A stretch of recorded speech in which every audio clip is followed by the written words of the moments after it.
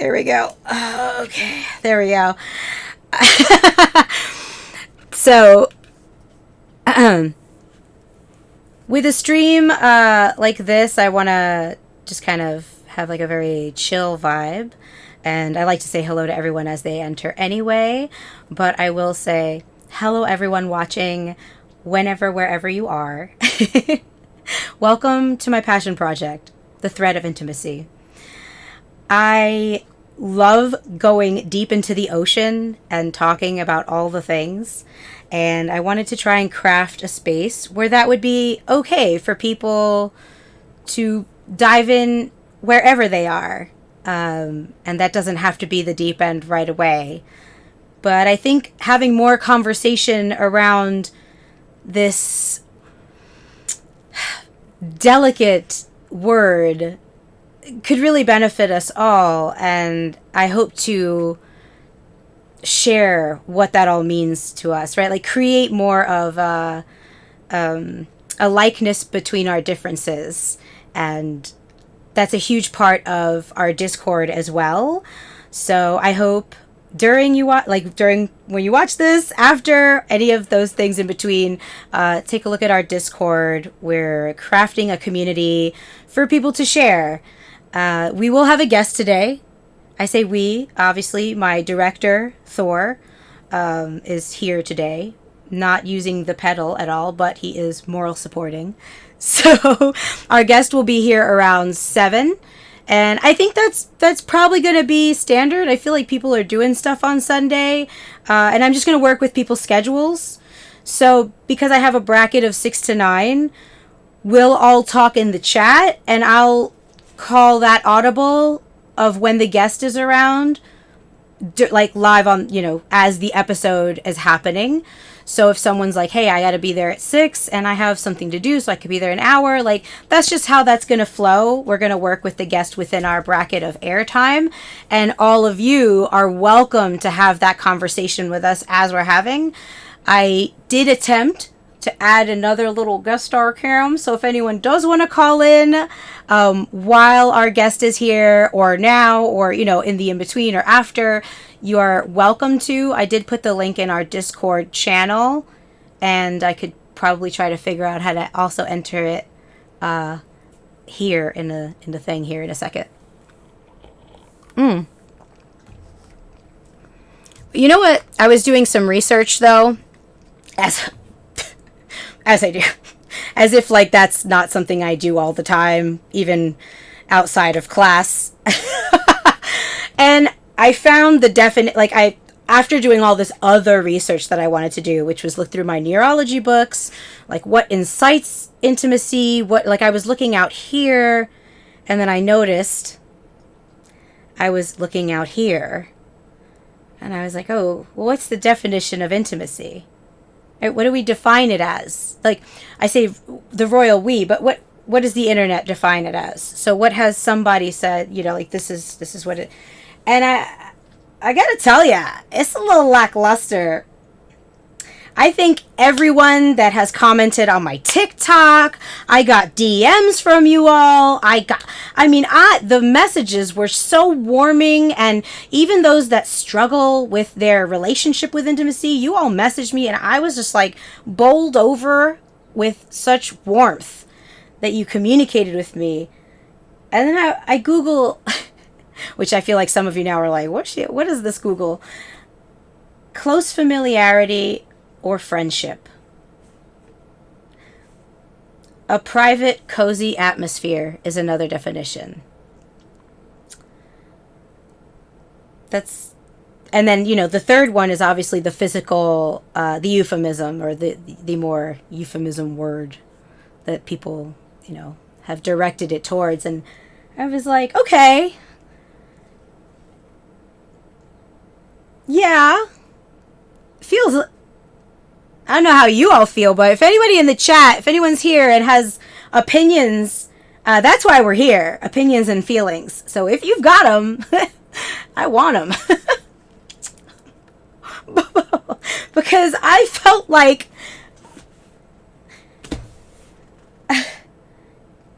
close familiarity feels very broad.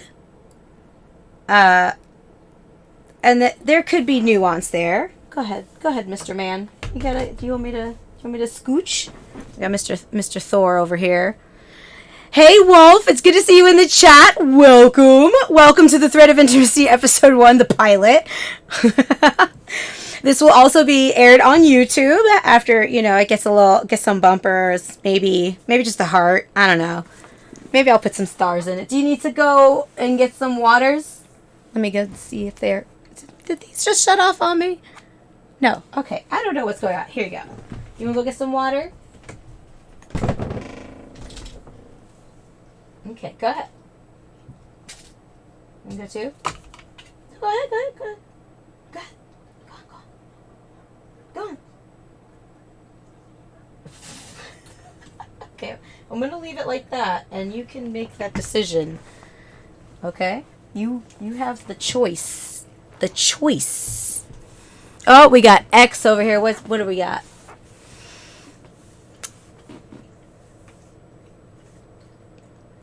Let's see. A definition I like is a practice of creating space for vulnerability and comfort. This may be sort of specific towards personal relationships. I really like that one, X. I personally feel like that has a bit more specificity. And it also, and while it is personal relationships, I feel like that is something that is also possible within family, right? Like, I took personal to mean like an intimate relationship or a partnership, but best friends feel that.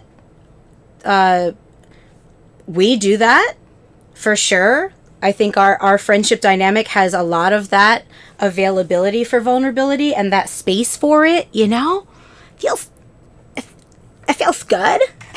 It feels good. To everyone watching, I just want you to know that I will remain goofy during all episodes of anything I do. Hey, Urban Prince, welcome. We got Randito in saying Merriam and Webster's throwing down some superficial weak stuff. Yeah, it feels very like surfacey, very broad, they didn't really, which intimacy feels like something that needs to be gotten into a little bit, a little like, oh, yes, exactly, X. Yeah, okay, great. I felt like that, and I just wasn't sure, so I wanted to, speak out loud, just in case. Thank you for the clarification.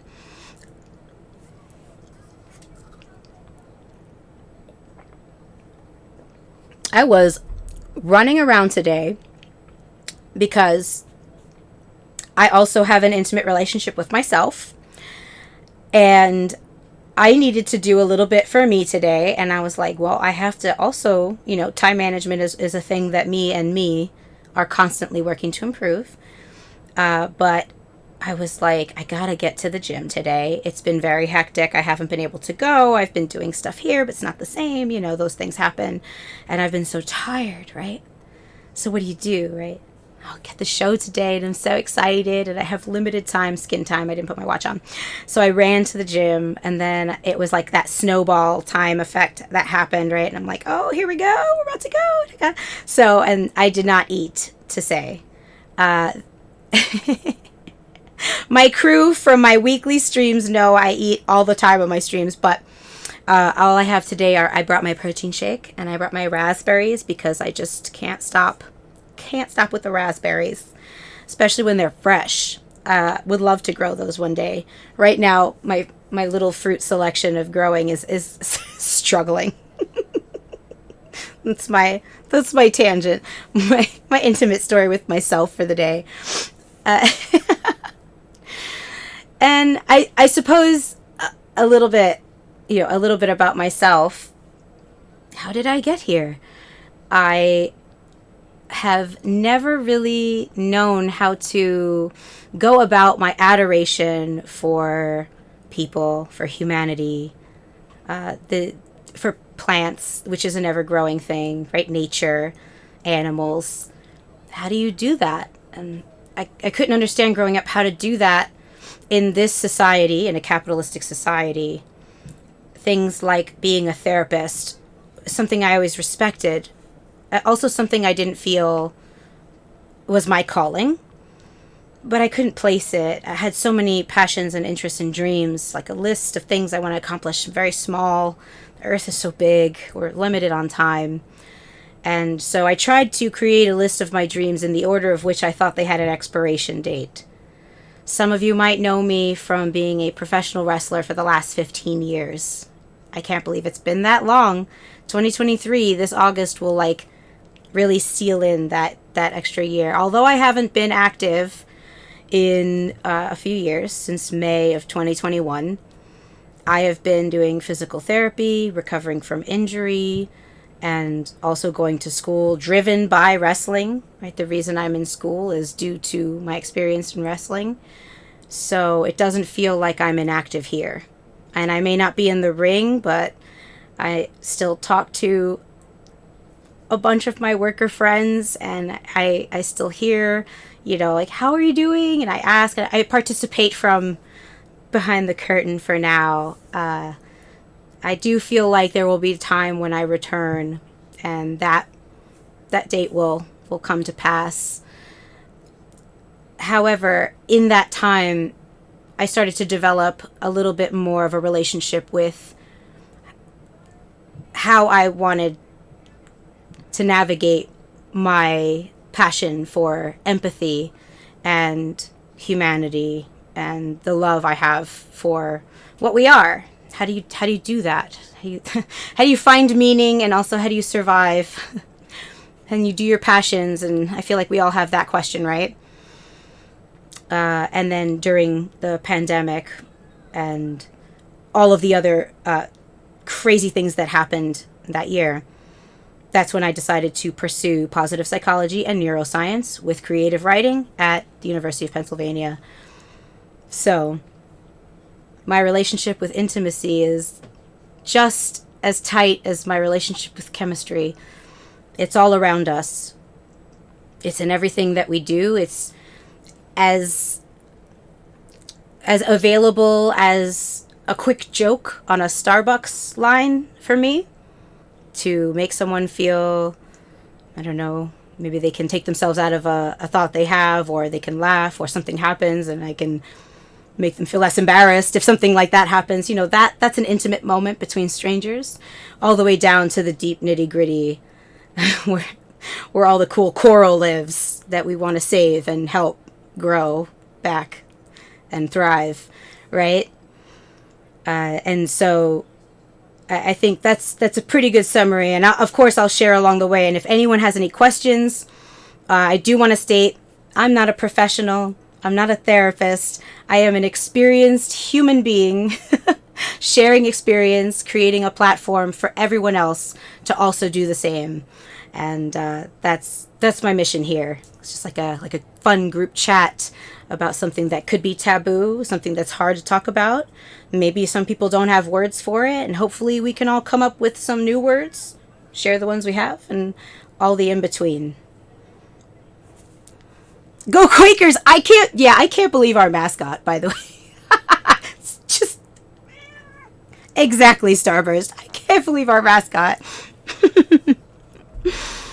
Hey, Chris! Yes, I am taking questions all the time. For anyone tuning in now, if you were here in the beginning, if you're watching this later, I'm taking questions all the time. And feel free to converse in the chat. Please go ahead and get rowdy in the chat.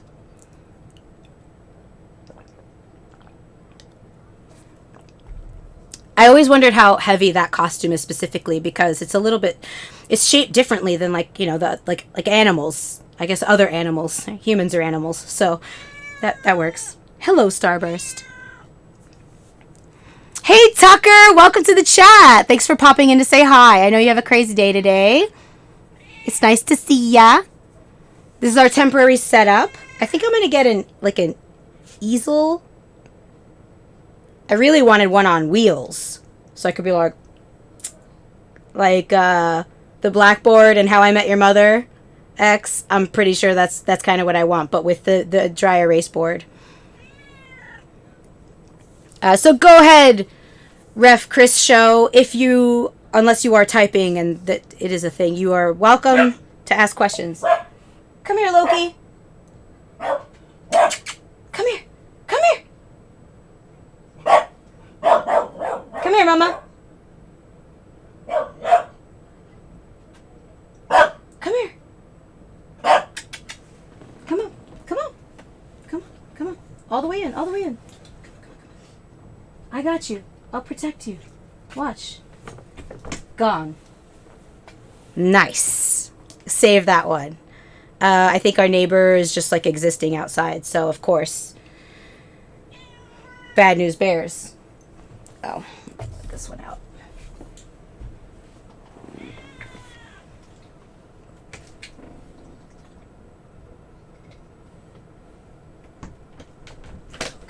There we go.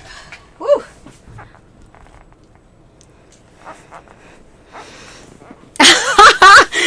How else am I going to keep track of the NBA playoffs if I don't have a sliding blackboard?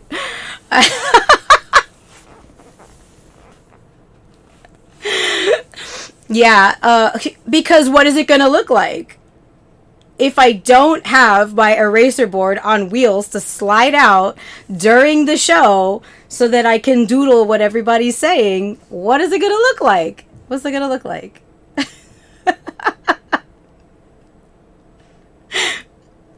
Nobody wants that. Hi, buddy.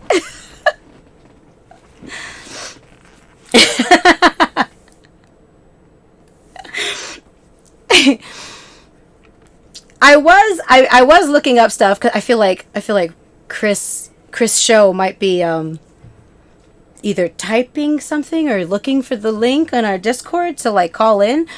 I do have I am new to guest star. I'm new to guest star, but I did a practice run. So, we'll see. Something should like light up for me and I should be able to like tap it and then like, have them come in. So there is a link on, what is it? There's a link on my channel, Reasonably Radical Realm, a Discord for all. And in Shenanigans, there should be a link also for the other guest star call-in thing. So, oh, okay, Chris, no worries. I was kind of like, I just wanted to have like, not get into like a neurology conversation because I broke out like all of my brain books because I wanted to understand, for instance, we experience intimacy. We experience all range of emotions, and yet, example, follow me. We go to the doctor, they don't really say like, how are you? They just say like, how's it go? How are you in the physical sense? What can I do to help your ailments? They're not worried about what's going on in your mental health. Did you go through a bad breakup? How was your job? Like, they're not concerned about the emotional stuff because that's compartmentalized with therapy and other things, right? Mental health is different than the body. But I wanted to understand, much like we drive through our prefrontal cortex. So having a TBI in your prefrontal cortex, let me tell you, I don't recommend it. So much like here drives. Okay, where did the emotions come together? If oxytocin is released, and that's how we experience an extra layer of bonding, right, between a mother and child, between love, between people, that oxytocin is released. So then where is intimacy come from? And so that was a chunk of things I was trying to look up to see the different. I didn't realize there have been numerous models over the years of people trying to track where exactly those emotions come together to create what intimacy feels like, right? Because it's not going to show up like empathy, which would be something in the amygdala and the hippocampus, and also with the right? Like there's like a few things that happen at the same time. But there are a few different models, and I hope to get some diagrams up My goal is that every time I do the show, any notes that I've gathered for things I've talked about, I can kind of put together in a thing and pop it in the Discord that is specific to the show with references for you all. So I don't ever want to come across and say, let's talk about this. And then, I want to provide things for you all to then, if you want to Google, if you want to look up Google Scholars, or if you're attached to a college and you want to look up more research articles and do your own, find your own way. I want to also give you those resources because I love doing that personally. So it's the nerd in me. I love it. Let's see. Okay, I am Randita. We have a question. If you had to point people to other people who talk about intimacy, who comes to mind?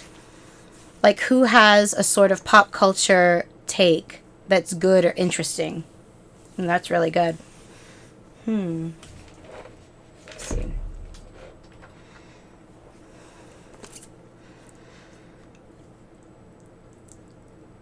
So, are we looking at people in like a discipline, or are we looking at like celebrities that have done things? For instance, I'm reading a book, Little Weirds by Jenny Slate. She speaks about I'm the host. I'm like, what? Looking for specifics. I'll give my gambit, basically. I'll give you the run. So Jenny Slate, I haven't gone through the whole book yet, but basically she speaks about how vulnerability is a superpower. And I vibe with that. There are other people that seem through their work like they have awareness of these things, but I would have to look up in celebrities. I'd have to double back on what they're talking about, what they support to do that, which I'm happy to do. She was someone that came out of nowhere. A friend actually sent me the book, and I never got to finish reading it, so I'm just starting over because he said that this book was for me.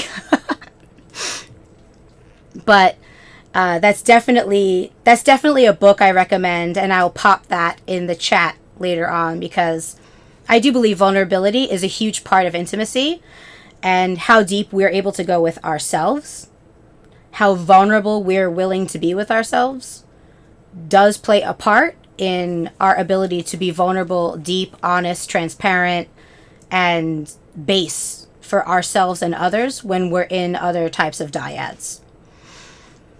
As far as like building healthy intimacy, which is something I wanted to talk about. What's a way in? I follow people that speak about love, like Dr. Gottman.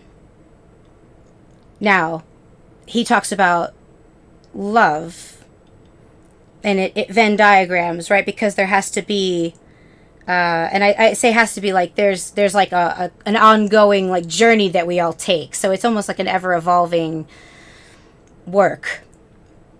And I hesitate with work because I enjoy that ride. That's why I feel we're all here, is to learn who we are to the best of our ability, and to share that while learning who others are that we care about, also to the best of our ability, and to share that space with each other. The mere existence of what we are and the rotating evolution of that is the intimate thing. It is the most intimate. Our experience is intimacy as a whole. How we choose to participate allows us however much access we are willing to bear. We are willing to accept or to experience. We're willing to be open to. And then how we receive that, what we do with that. Do we take those experiences and the possible lessons that come with it as lessons? Do we shy away? So in that, the people I will recommend are in positive psychology. I do like that book, X. I'll definitely mention that. There are people like James Pawelski, him and his wife Susan talk about relationships, healthy relationships. How do you build them? Either, and for single people as well, right? It's not just like, well, you're in a couple, so like read our stuff. it's well, what do we do? How are we with ourselves? What about the relationship with ourselves? What about, right? And so how do we build that to get to a place that we want to get to? I follow people that talk about things like green cape theory. The gentleman slips my mind right now, but I'll have to look it up because it's in my favorites. And Dr. Fredrickson, if you're looking for a little bit more of that sciencey analytical approach to understanding intimacy, Dr. Fredrickson also provides that. And I have a ton, so I will definitely do a little bit more to give some people that I follow on that.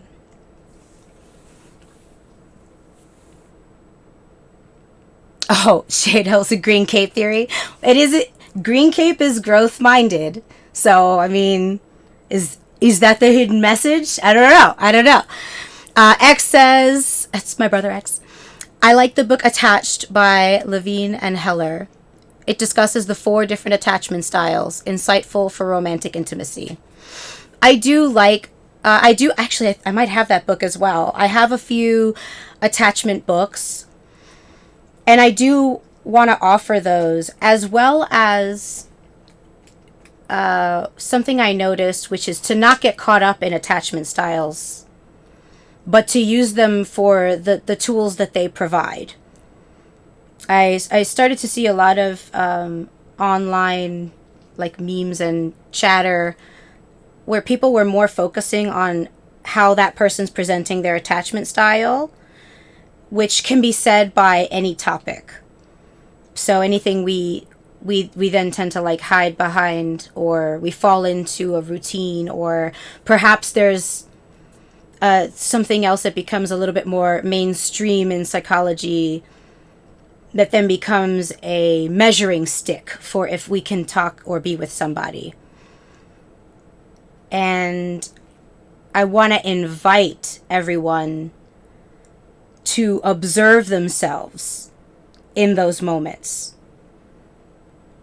For instance, let's say I meet somebody and they haven't given me any signs of anything. We have a great time, right? Everything's great, but I'm in observation mode. And I'm leading with, well, I'm this attachment style. What's yours? And there's conversation because we also have like similar mindsets. But now we're focused on whether our attachment styles are going to work together or not.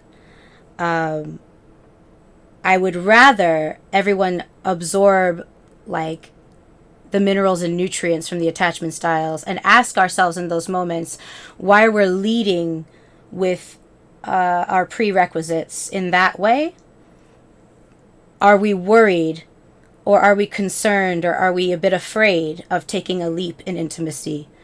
And that's an example. It could be with anything. It doesn't have to be attachment styles. I just used it because it was topical. It could be anything. I think it's very important to learn as much as we can about all of these things. And I had a great time learning about attachment styles because it provided some really, really good insight for me to things that I didn't catch growing up about myself, and how those patterns of behavior were no longer serving me as an adult. And now seeing that in the different attachment books I have, I was able to kind of parse through and go, okay, well, I didn't realize I was doing that. And I also realized on dates I had been going on through those attachment books, and as even the one that X mentioned is very good. I highly recommend that. I was like, oh, I'm doing these things, which also could be, right? Like, am I afraid to get hurt again? Am I touching the surface and then maybe getting a layer deep, and then maybe some of us, myself included, try to just jump in. All right, I'll jump in the deep end. Can you go there? Not everyone can go there, but that doesn't mean that they won't necessarily they won't necessarily jump in. That just might be too soon. So that those situations would call for empathetic listening, and of the self as well as the person you're out with, because there's a factor involved with getting to those intimate spaces, like building respect, leading with, obviously, and building psychological safety, because we don't know where anyone is at. We know where ourselves are at, but having a space that's crafted by both parties is the only way to know fully how that space is going to work in a relationship status. But it also works for friends. It just in the same kind of thing, but like friend mode. Yes, X. Take people as they come. Jump in if it doesn't work because something is out of alignment. It's not going to be because you aren't compatible astrological signs or something. Yeah. All of this will eventually, inevitably lead to us needing to be our most authentic selves. And that doesn't mean we're done. Like, oh, I'm my authentic self. I finished.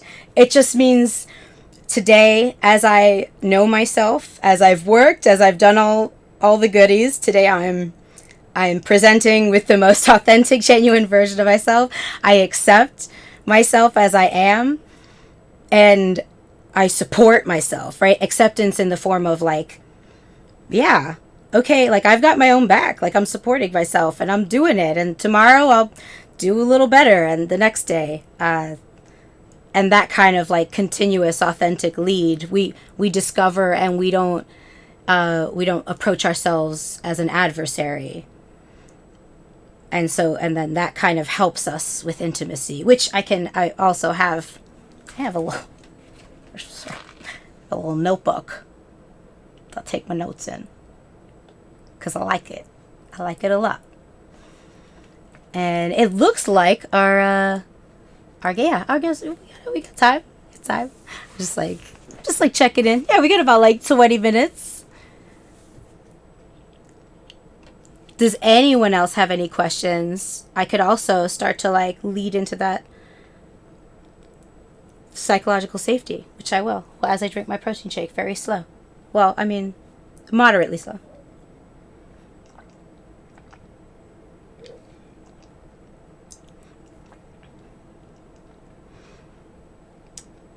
Eventually, I can't wait to have like some music. I was looking at Streamlabs for some of that like copyright music. I was like, I should probably work on making some. I have the piano. Work on that.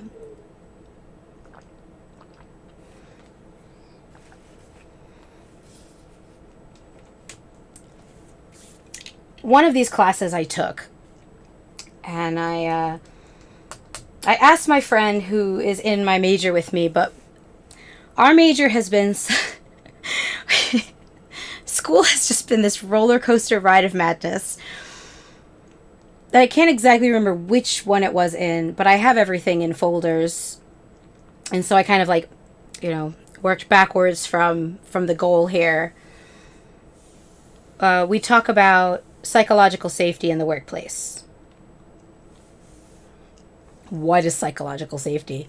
What is it? What? How does that... What? On my TikTok, there were so many responses to the question I posed, which is, what does intimacy mean to you? And a lot of them said, when my soul feels safe, or getting to be who I really am without judgment, and expressing myself fully, being allowed to make mistakes.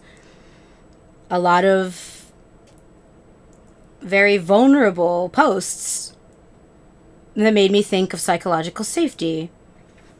When we covered it, granted, we talked about it in the workplace because it is a very valuable tool to have in your communities. Because I think it is very optimal in general you want a space where you're allowed to make mistakes. And when I looked up the origin, it looks like back in the 50s they started talking about how to inspire people to be more creative. So, and that's true. I don't know about any of you all, but I definitely am less creative in a stressful, anxious environment where I'm afraid I might get fired, or, you know, like, or there's just like a bunch of pressure. It kind of dampens my ability to let go and find flow and engage. And so then eventually it was further developed by Amy Edmondson. I believe the first name was Carl, in the 50s, who worked on psychological safety. And these definitions I felt were even closer to intimacy, right? When you feel included, when it feels safe to learn, when it feels safe to contribute, right? That can apply to any relationship. When it feels safe to challenge the status quo. And that one I liked because even though it's broad, there's merit. We should feel a sense of comfortability to, obviously with respect and keeping in mind the love that we have for the person sitting next to us, because we're not across from each other, but that next to feeling, right? We're in this together, be it friends, family, your partner, in a workspace, right? Like those people on your team, the people that you're around. You should feel safe and comfortable and without judgment in order to turn to the person and be like, I don't know if that's okay. I don't know if that's right. Let me double check that. Because feeling safe in that, automatically our tones will naturally not be, they'll naturally be calm, or they'll naturally be inquisitive and more curious rather than defensive, right? Or with negative affect. And if you start to think about those pieces, I feel like we can all kind of come to our own examples and stories in our relationships of how that leads to feeling intimate with someone. Because you start to feel like you can be yourself. You're not going to be judged. You can learn because you're in it together. You can contribute. You might be excited to contribute because you know that person loves and supports you. And vice versa. You support them and you excite them to contribute. And that space, stay with me now, this intimate space of psychological safety that overlap, right? Because I feel like it's a tool you need in order to get that intimate space, is a living organism. Because intimacy is a complicated plant, just like us. At least it is for me. But it needs care, and it needs tending to, and it needs a bit of focus. Because we're human, and we're flawed. And it is not something to be taken for granted. Oh yeah. Feeling it now, right? Let's see. We have I am Rendito. And to follow up with the first part above, what's the role of awareness with intimacy? Can there be real intimacy without an awareness of that state or feeling? Is it always a state of praxis? Oh, hold on. Wait, I lost it.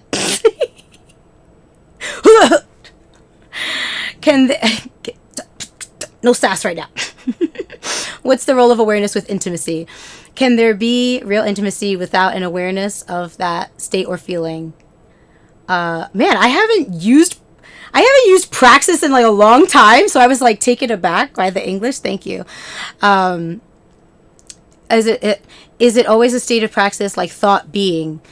I don't know if that makes sense. I'm processing. Well, I do believe, I am Rendito, that you are onto something there.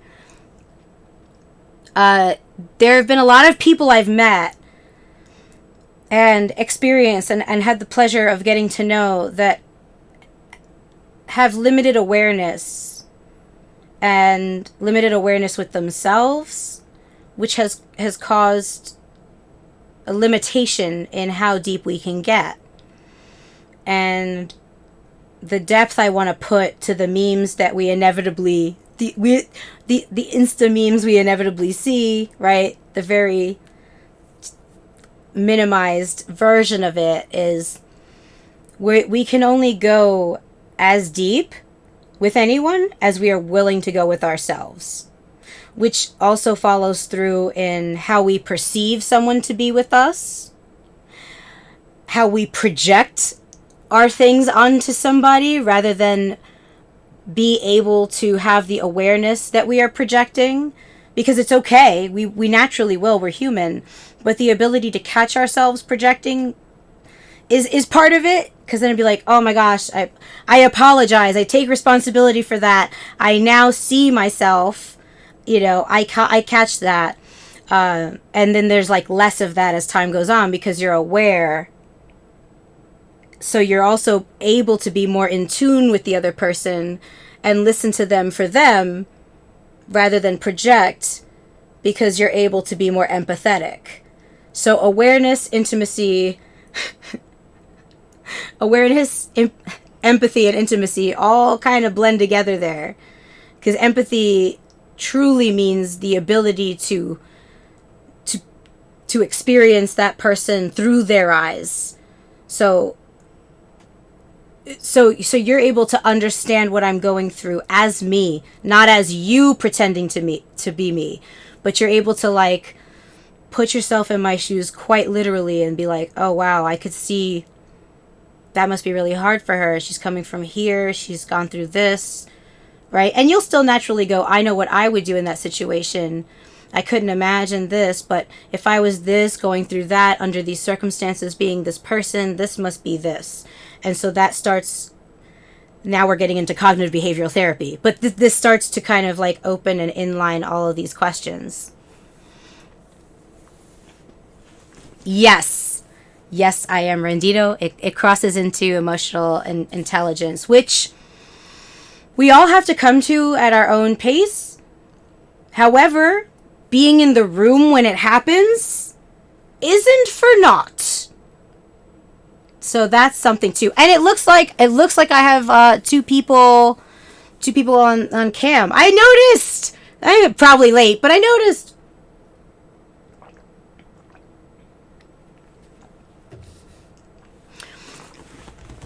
Let's see. Let me see. One second. Our guest is in the waiting room, and it looks like we have a call-in guest, maybe. Oh no, we have a guest. All right, good. I see the bars. I'm ready. We'll have our guest in just a second. I'm going to read this one last situation here. This one last paragraph. Okay, Ref Chris Show. Okay, been friends with a certain person for 6 years. We're really good friends in a way. She's been in a relationship with someone else for almost as long as we've been friends. Their relationship is at a point where they're comfortable with their arrangement. But I've had a thing for her and she knows about it. Ooh. She still wants to be friends with me. But how do I continue to grow our friendship and deal with the feelings I still have for her?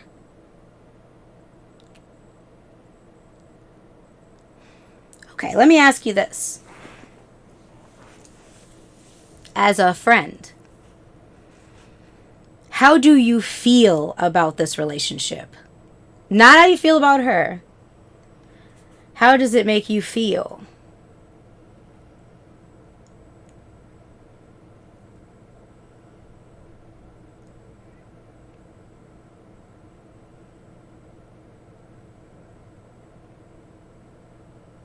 How does it feel when you leave from hanging out?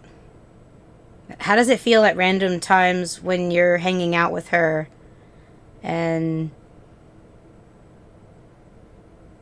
you realize that none of that's happening.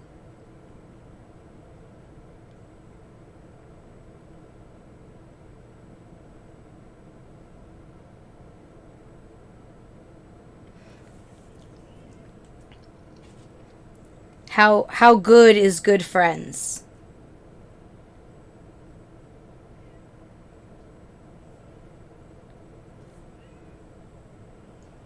And feel free to answer or not answer any of these.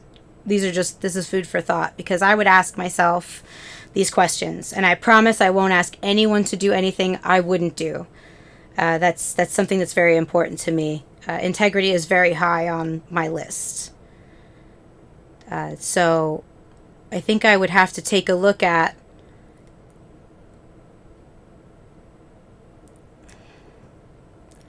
if she knows, and you have feelings for her that haven't seemed to have gone anywhere, right? It seems like you've had these feelings for quite some time.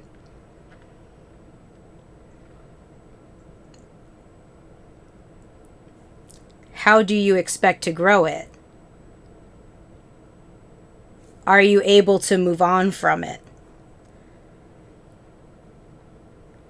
Right? Has this impeded your personal life? Because she has a relationship. So have you been able to go out and date? Have you been able to live your life?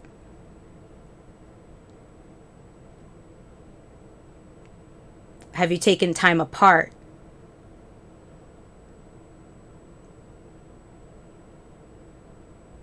How did she handle it when she found out, or you told her that you had feelings for her? Like, how did she take care of that? How did she manage that with you? Those would be the things.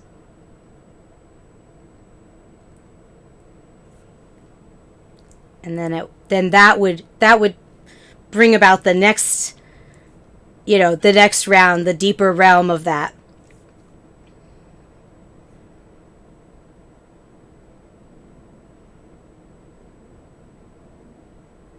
It would really be unique-ish to everyone.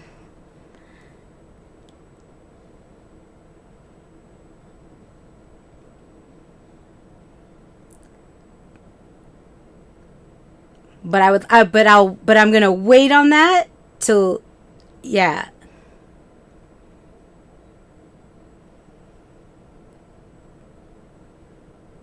Well, you give off a friend vibe, but you told her you had feelings for her, so she knows it.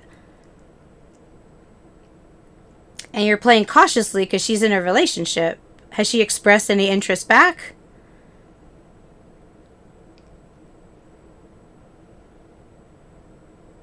Because now we're gonna let's get messy.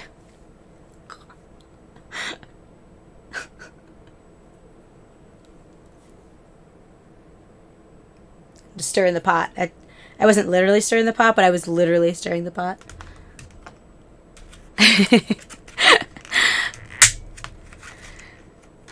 I find that I can say this much while you answer and ruminate before we take our guest. If I have to box myself, if I am out of alignment with myself, if I am making myself smaller to be in someone else's presence, it's not it. It's not good for me. That means something is off. It means something's not healthy, or something is stunted, or any of the other language we all use for that.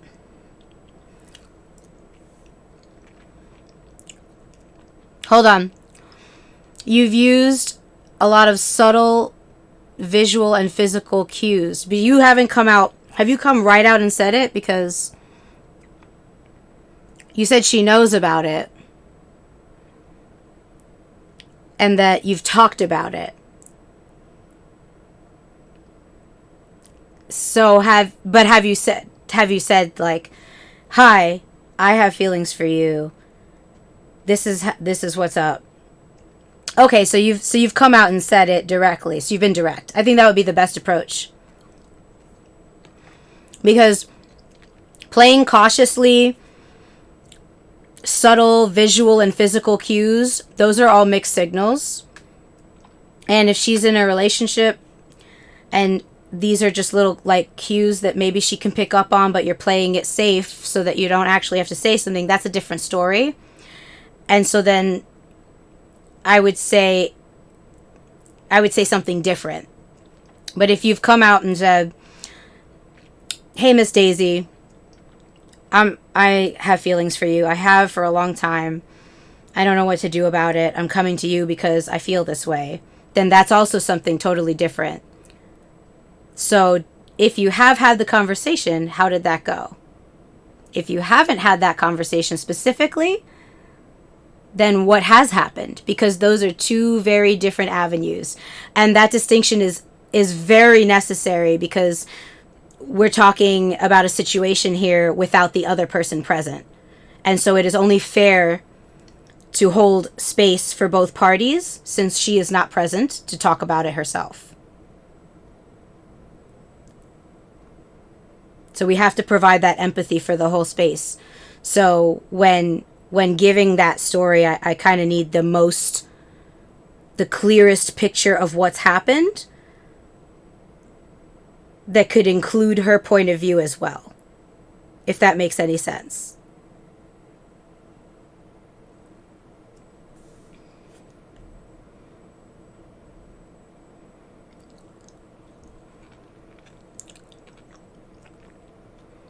Okay, the conversation has happened. You're still friends and you still talk.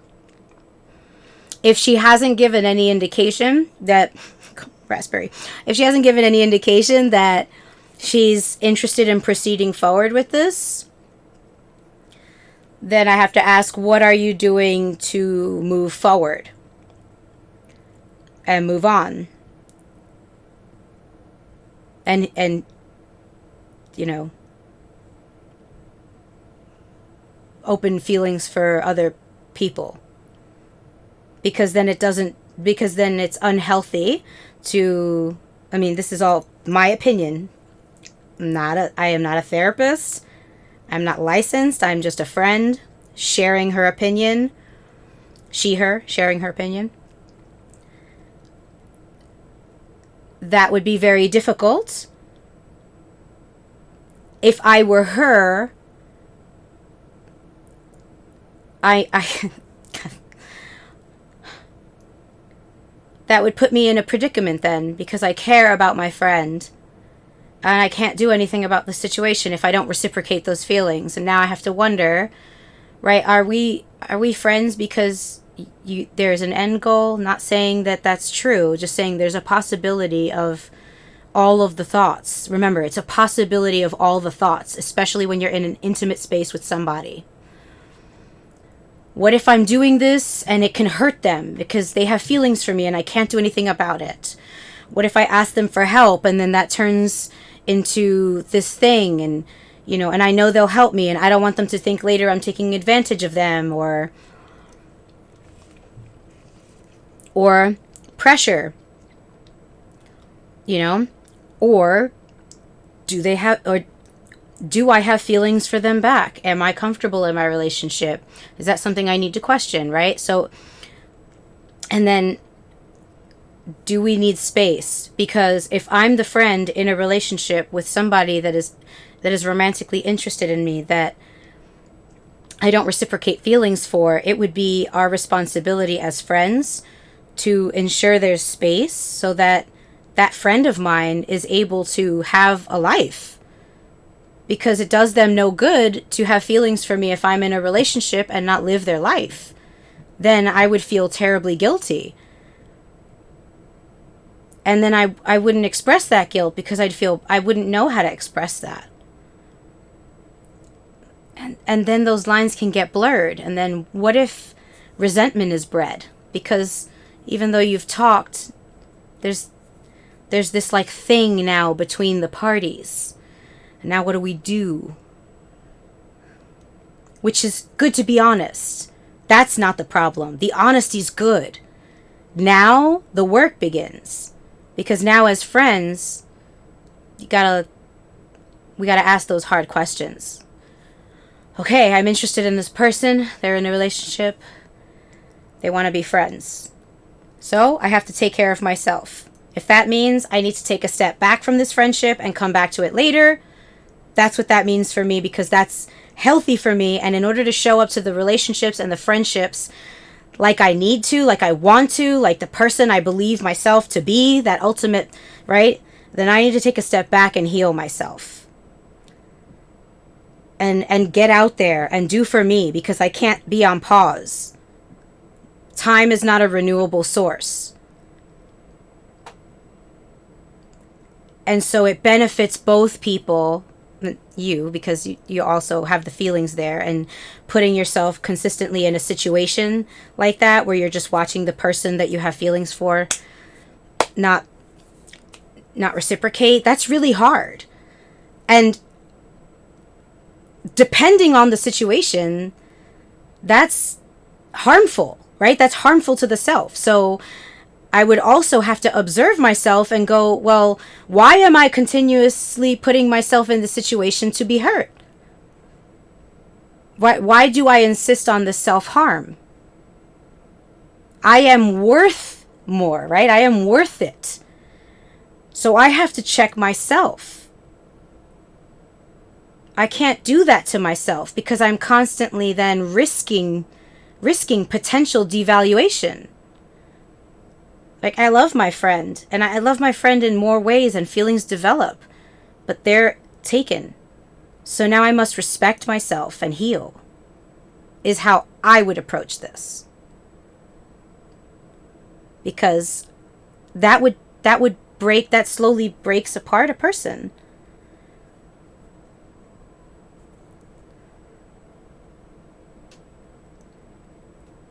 And in a very light example, Jim and Pam in The Office. Right? That's a very comedic example. But you watch them suffer as the other one watches, right? Granted, they both had feelings for each other in the story we're watching, and we know what happens. But when there's a definitive, like, hey, no, or I can't, like, right, which has happened, then they both went and dated other people. So even though Jim has feelings for Pam, he still lived his life. And they both needed to. Because if we watch, the reason that they come back together, and not saying this is going to happen at all, just using this as an example, right? They went and lived. And then they decided, we've lived. We decide to be here. But that option is for each individual. And together, they would make that decision together. So, as a dyad, the dyad makes decisions together. But if one party is unavailable, then that individual has to make the decisions for themselves. That's best in their best interest, for their health, for their mental, physical, emotional well-being. Does that make any sense?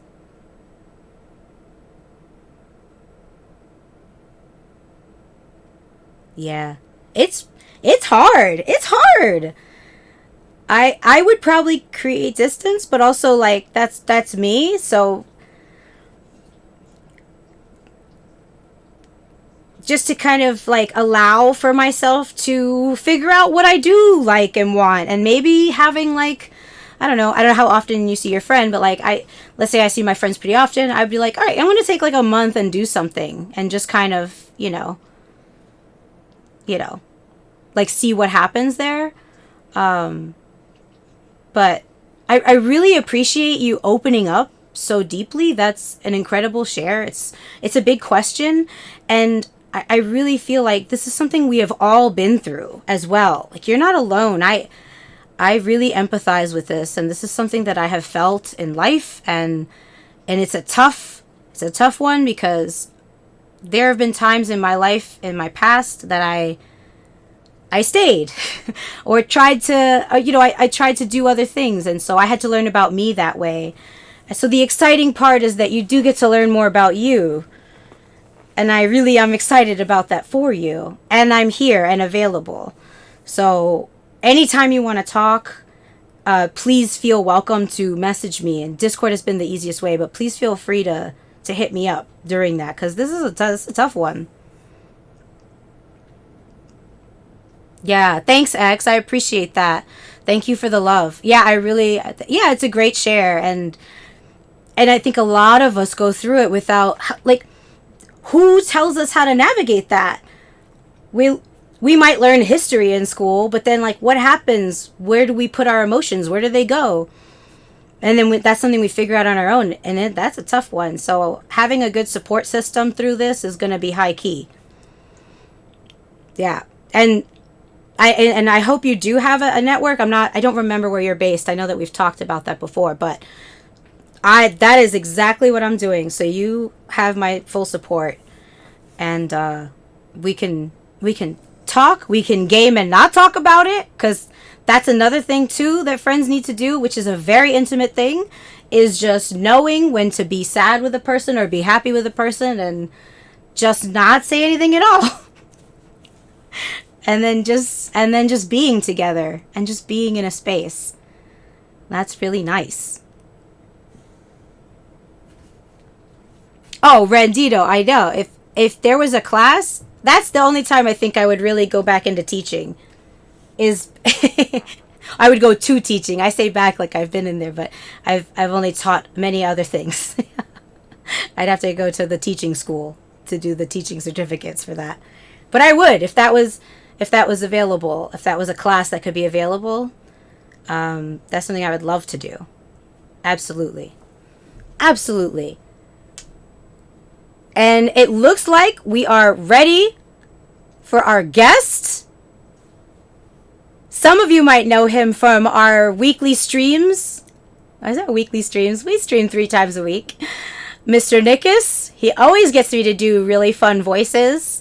And I haven't done many, if any, in this stream, which I've made it an hour without Banana's voices. His pronouns are he, him, even though I already spoiled that surprise.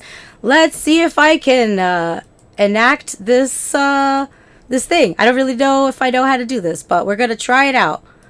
Let's see if I know how to do this. Da-da. I did this before. So give me 1 second, because I see the bars, and I did it on the stream last time. Yeah! I was like double clicking something. Can you hear me? Oh, I can't hear you though. Let me see. Is it me? Hello? Maybe now? Son of a biscuit eating bulldog. I can see you though. This is a start. We love this for us. Okay, I'm gonna do a thing and bring you in, and then I'm gonna try to do. Oh, well now I can hear you. What happened? I don't know. I couldn't hear you in the practice in the green room.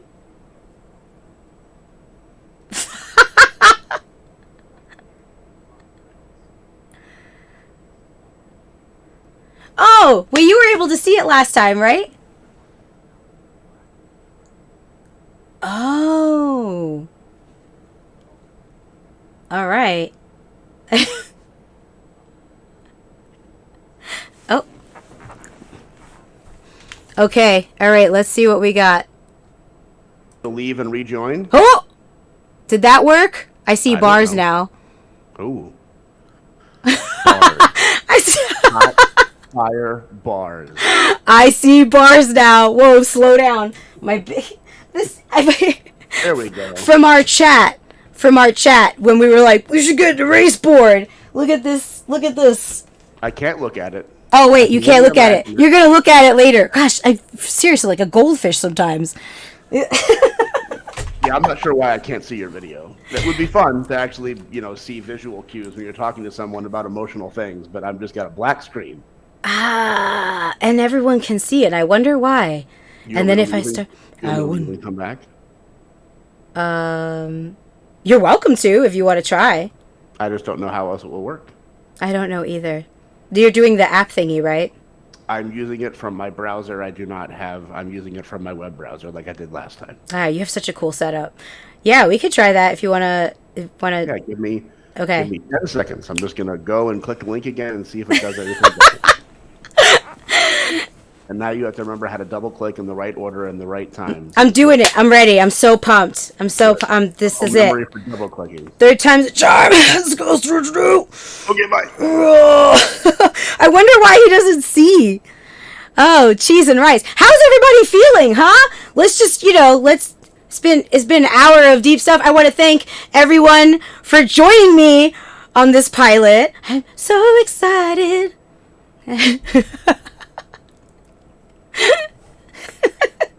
Bros, what's my weakness? Pizza! Okay, I see the dots. All right. Let's try it. How we doing? Same thing for me. Can't see you. So this is the way it is. This is the way it is. Oh no! And do you have a? Oh yeah, I guess you do have the Twitch open. Now I have with this. I don't have the Twitch open. Maybe that's why I don't see it. Because last time I did have the Twitch open, but it was such a weird delay that it was weird to focus on. But let me try that. I've got two screens. Don't forget to. I did the point and then did the double. Don't forget to mute because that's a funny thing I did. Yep. And I was like, "What's happening?" Whoa! Thank you, X. Thank you for posting the pizza. One day that's gonna take off. I'm telling you. Pros, what's my weakness? Pizza. All from TLs. Yeah. It's from Salt and Pepper. I put the stream up on the other screen, but I still can't. I can see you on the stream, but it's going to be a 4-second delay. So it's true, but super weird. Yeah, I mean, sometimes I do it. I have both open just in case for fun, I suppose, or we'll see what happens. So let's start with how are you today? Welcome to Sunday. Hi, I'm glad to be at Sunday. What a wonderful place to be. I had a very good day. I literally just left a D&D session at one of my friends' houses and came directly here and got ready and put a cool shirt on and sat down. So nice. I'm living my normal, very, very, very busy life, and that's what makes me happy. Yay! You and I both. It's very busy. I promise you've got a Capricorn somewhere. There's no way you don't. I promise that you do. Oh, we have the co-star. How does everybody feel about the co-star? It's frightening. A little bit. It should not be as accurate as it is. Sometimes I'm like, I don't know about that, but it's gonna be fun. What's up? I think Thor thinks I'm part Capricorn. Yeah? You wanna come here? What does he want? He's like, no, I don't know. Do you want to go out? You are not. You're too small. You can't see. Come here. You want to say hi? Just got a tail. He's like, no, I don't want to jump up. And a Loki. I saw a little Loki cattle deer back there. Yay! Hey, buddy. Hey, buddy. Welcome to the show. Hey. Welcome to. You want to jump up too? Hello. Oh, she doesn't. She just wants to put feet on me. Okay, you want to go out there? I let you out there. Is this warm in here? Is it? Arrgh. I was doing effort. Oh gosh, I was doing efforts for. Go ahead. There we go. Yeah, they're thirsty because they had a pizzle. You know. Mm-hmm. Those pizzles, they be salty. Yes. Yes. One of their very defining features. So we've had a really good talk. I'm glad you brought up D&D because I feel like that's a very intimate game. It can be, for sure. I mean, there's a lot of trust there, just in general. When you're running a game, when you're playing a game, like you kind of have to be in, maybe not tune with each other, but you definitely have to understand boundaries. It's very easy to get people upset or angsty or feel like they're being left out. Like, you definitely have to be emotionally aware to play a really good game of D&D, for sure. And before I ask the big questions, I'm just gonna give. There's deeper ones than that. I know. I already was like, hey, let's talk about. I was gonna spring some neurology. I was like, you know what? I'm gonna put that in a PDF. Let me just. If you want to share a little bit about yourself, I introduced you as as our stream friend, as you know. We go way back. Yeah, way back. Yeah. Mr. Nickus and I have been having conversations for ages now. Very deep. What, 3-4 months? I don't think it's been that long. It's been literal eons. In the grand scheme, okay, it's been 3 months. It's been 1 week. It's been yeah. Let's say that. Let's say millennia. Oh gosh, Marshall's at it again. Meow. Like, you can't forget about Spinderella. I know. I could hear him. He's coming. So if you want to give a brief bark about it, a brief bork, just a brief bork, I will ask the big questions. Ooh, frightening, emotional questions. Whatever will they be? I don't really have. I guess I don't have a lot to say because I don't really do anything in terms of like online doing stuff. Like, I don't have a blog. I don't write anything, or I don't have like a, I'll say a blog, or I don't make anything. I don't Twitch stream. I barely play video games. I'm just a dude. Who spent a lot of time working on himself. I love playing D&D. I love collecting monsters, Godzilla figures. I'm a big art fan, as you can tell from the good room art behind me. We love good art. My whole house is set up like this. They all every single room has a theme. Every single room has a point. So that's really it. I mean, I just do my day job, and then I use the money from that to go to a bunch of concerts, buy a bunch of art, buy a bunch of D&D minis, and hang out with that. I really, besides Instagram and here now, don't really have a huge online presence. I left that about 3 or 4 years ago, and I've been trying to live my life in the real world for half a decade. And let me tell you, it's way better. It's nice out there. It really is. It's nice. It's nice to go outside. Yeah. That's great. That's sure a lot of these, how did you manage to be so this, or how did you get to this? It was don't go online and do things with real people. It's way fun. Yeah. Don't worry, we're going to take this on the road. I already have plans to take this show places. And then just take a little, I want the little tiny microphone. Yes. So you can interview people and dogs. Yeah. About this, just ask them the question and be like, whoa, what's up? Like, that's pretty much the goal. Or it's one of them anyway. I have a list. I'll put it on the board. I can't see the whiteboard. I can see you on the stream, even though it's a delay. But where's the whiteboard? I don't see it. Oh, yeah. Watch out, Marshall. Oh, it's right there. Oh, it's big. It's big. Boy. Yeah, we gotta get wheels. I think wheels are gonna be really critical here. Mm-hmm. No, watch out, Marshall. Thank you, Marshall. Watch out, Marshall. He has comments.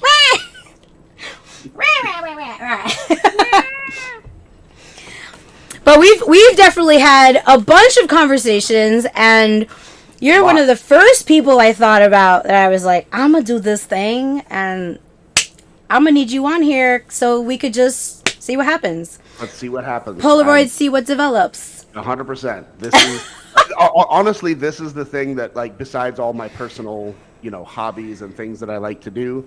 Also, I go to an absolute ton of independent and also non-independent wrestling shows. A ton of those, which is how I first learned about you being a thing at all. Is I saw you. Well, I'm sure I saw you on some Chikara DVD at some point, but I saw you live at a Progress show 5 years ago. I loved working for Progress. Yeah, they're awesome. So that's where I first became even aware that Solo Darling was even a thing in the world that you could, be around. Right? Oh, thank you. Thanks for watching. Absolutely. But that's my biggest thing, besides all those hobbies. Is I spent a lot of years working on me because everyone needs to do that.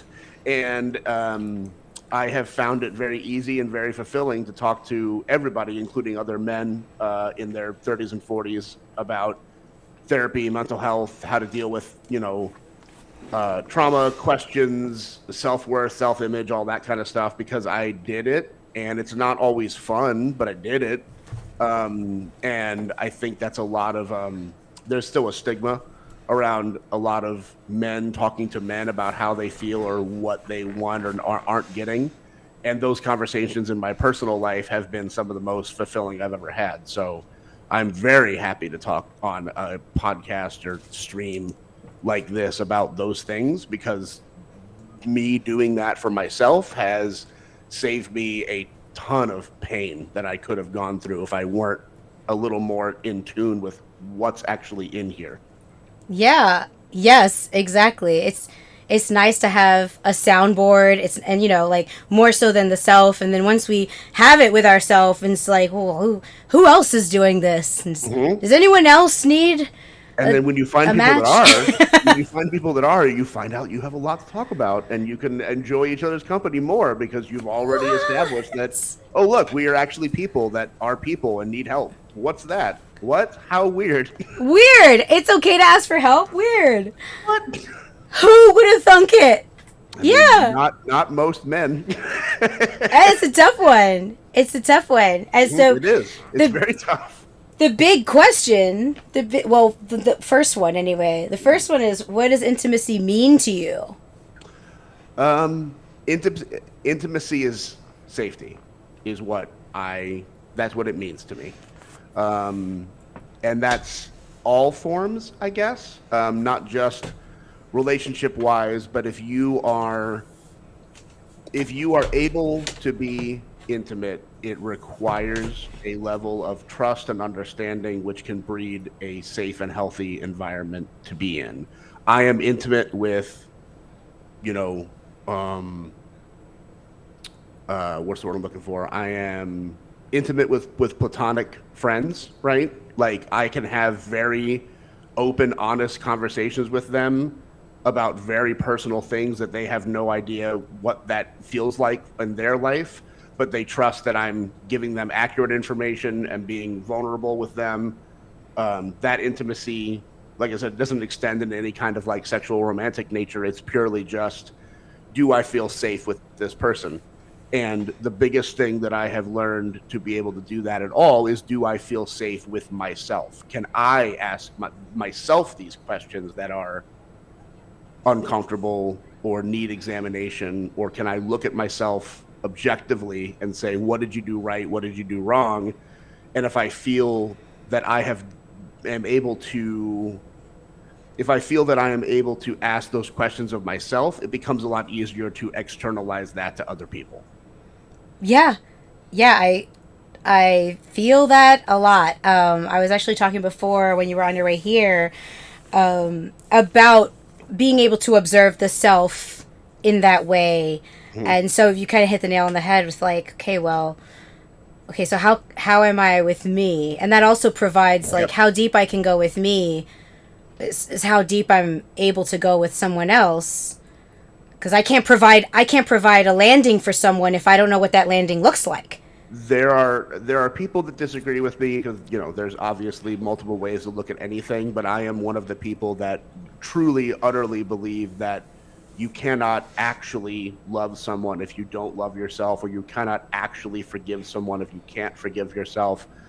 Everything we do is a mirror or a projection of how we are internally, and even if we don't know it's happening, if we are in turmoil inside, or we don't know who we are, we don't know what to do, or we're in pain over a decision, we can be put into a situation where that pain and confusion comes out externally. And if you're not able to sort through that on your own and say, I am happy with where I am, what I am, even if I don't like everything about it, even if there's things I wish were different, even if there's things I wish I would have said differently, done differently, ate differently, whatever it is, as long as you can accept that where you are is a place that you are okay with, when you're confronted with those situations, you tend to spit back out openness, positivity, and a bit empathy and compassion, more so than being defensive or throwing your bullshit out because you haven't actually worked on it. I said shit in your podcast. Is that okay? It's fine. Okay. I think it's okay. I've had a few of those before. Shit. So, maybe I can get cool, like, duck sounds or something. I could go for the stereotypical beep, but maybe I can like, or I could get the honk. That stupid face man is good. Yeah. I can kind of do a honk. Oh! You could do a honk this whole time? We've been friends for 10 years. You could do a honk this whole time. Literally. Yeah, like in the 15 years we've known each other, I've never once given you a... That's excellent. Oh, I love it so much. Okay, you're coming to my next birthday party. TBD, everyone. I'm having a birthday party in July. It's not even when I'm born. Doesn't matter. We'll make up a birthday. My plant is turning 1. If it survives that long. I know.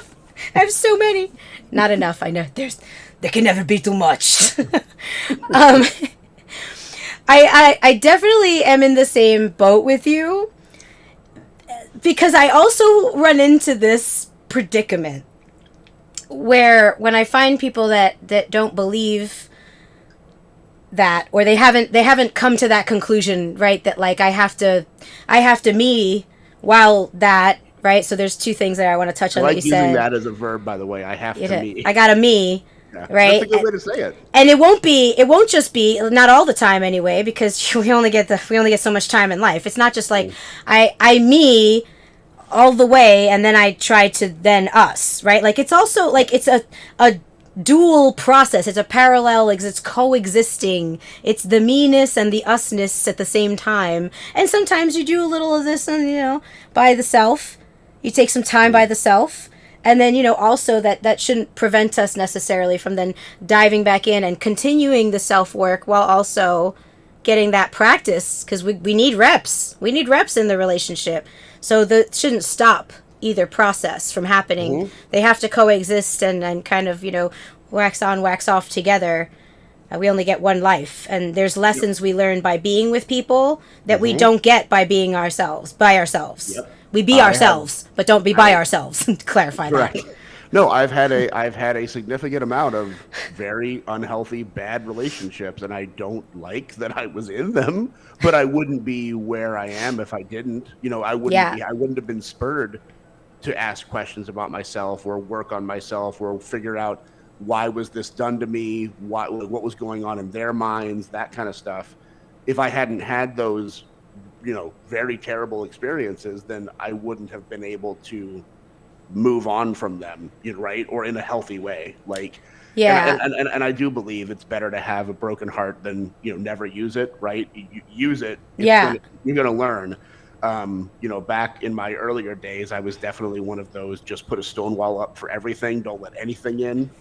Because if you do, then you'll get hurt. And that's, if you don't, like, growth is pain, period. Yep. There's no other, any type of growth you go through hurts, and pain is also a significant part of love to yourself and others. Like, you cannot love someone without there being pain, because you can't predict how someone's going to act. You can't predict even how yourself is going to act in a lot of cases. You have to be willing to put up with pain to be in love with anything. And I think there's a bit of that embracing, so when you talk about being able to forgive the self, which is something I'm constantly talking about, and also it's a practice that I really enjoy. It's hard work, and there's definitely things that I've come across in doing that work. Like, I prepare a day after for self-care. Right. Mm-hmm. So okay, I'm about to do some work. I have some time. Something came up and now I'm looking at myself. So I got to do some of this, which means tomorrow I'm going to need a little bit of this time to recover from all that, because that's part of the compassion and the empathy I'm creating for myself, which allows me to learn and grow how to then be able to do that for someone else. So the other people I have met that claim they don't need to do that inner work and they can be there, don't have the tools to base for me the same way I can base for them, because they haven't gone through those experiences with themselves. And I implore people to ask, as RuPaul asks, how are you going to love somebody if you don't love yourself? So how can I love you and give you what you need if you don't know how to love you or know what you need? Which is a lot of the stuff that I went through is exactly that. I dated people that were extreme self-loathers that had no ability to think anything they were doing was good. So a lot of the stuff that happened, like what happened to, or the way they express that, and I see there's a question, so I'm going to get to it in a second. Yeah, I see you, After Rendito. We got you. But the way they express that is, because because they have no understanding of why they're a valuable person or whatever that is, that can express itself and will let me do whatever this person says, or let me tell them what I think they want me to hear, and they can go on from there. Where for some people, they want to hear what they want to be, or sorry, they want to hear what they want to hear all the time, but that's not going to encourage growth or reflection or trust or anything, because effectively you're lying. Like, you're lying to your partner because you're telling them what you think is good, right? Yeah, and so then how does that build intimacy? Which you can't. Like, and again, like, if this kind of ties into Rendito's question, but like, if you have no ability to trust yourself or believe that you've gone through the internal work to do that, it externalizes in mistruths, lies, deception, and maybe not like, horrifying lies and deception, but it's still, you're not telling your partner or yourself exactly how you feel. And therefore, how can I respond to you honestly? And how can I give you what you need when I am answering a situation that is fabricated, right? It's not coming from an honest place. And then some people aren't even aware that that's happening. Correct. which is the empathy we're providing by explaining this dynamic. We've all been in situations like this. I think that's safe to say we've all experienced, right? Because we're all growing, so we're all constantly like absorbing information, testing it out, seeing what fits, trying it on. What do we like? What fits? What doesn't? Does that prompt another question? And so merely coming from experience of these things of like, oh well, that unawareness, causes just like a ripple effect there until the light bulb goes on and we're like, oh, we need to go in, right? Because external validation, to an extent, we all need. We're people. We do. We need it. I mean, there's no we don't need it at all. It's like, no, I love it, thank you, but also I don't need it to thrive. I think it's great, and I accept it, and I will never turn it away. But also, I get what I need from me. I do it from here, but also it's great, and I'm never going to tell you no if you want to compliment me or tell me I'm working hard. Like, thank you, but I'm not going to poo-poo it. When I run D&D sessions, I want people to have a good time. I want people to feel like they're doing this, and I love the validation of, oh, that was a fun encounter, or that was really well done, or this is so much fun. But like, that's a thing that I'm doing in a social setting that is fun and cool. And I would like you to give me the validation of the work that I put in for you. Like, I created this world for you. I created this situation for you. I want that validation, but that validation, if I don't get it, is not going to change my overall self-worth of who I am as a person. Right? There's a bit of resilience that you've built up by being with yourself, which is, there's so many reasons why intimate relationship with the self is pretty much what the next question was, which you already knew, but there's reasons for that, and one of them is to build resilience so that we can base for ourselves, base for others, so that when we go out and we're like, hey, like, you just want to do something nice because you love your friends, so you want to show that love to your friends. That shouldn't bowl you over if someone's like, oh, could we do this instead, like, that shouldn't like, rain on your parade, because you're like, oh, okay, yeah, because you're open to feedback, because you feel safe, to do that. If I haven't communicated that to the best of my ability, I could be like, hey, I think my friend would love to go bowling today, so I'm going to go book this, and I'm going to do this, and I'm going to make sure that it's on the right day that has the neon bowling because they love neon. And I did all this thing, right? And I'm like, I killed it. I killed it. But then I get together with them and they're like, you know what? I just don't want to be in public today. Like, can we just like watch a movie, or can we do this? Like, I'd really rather do that.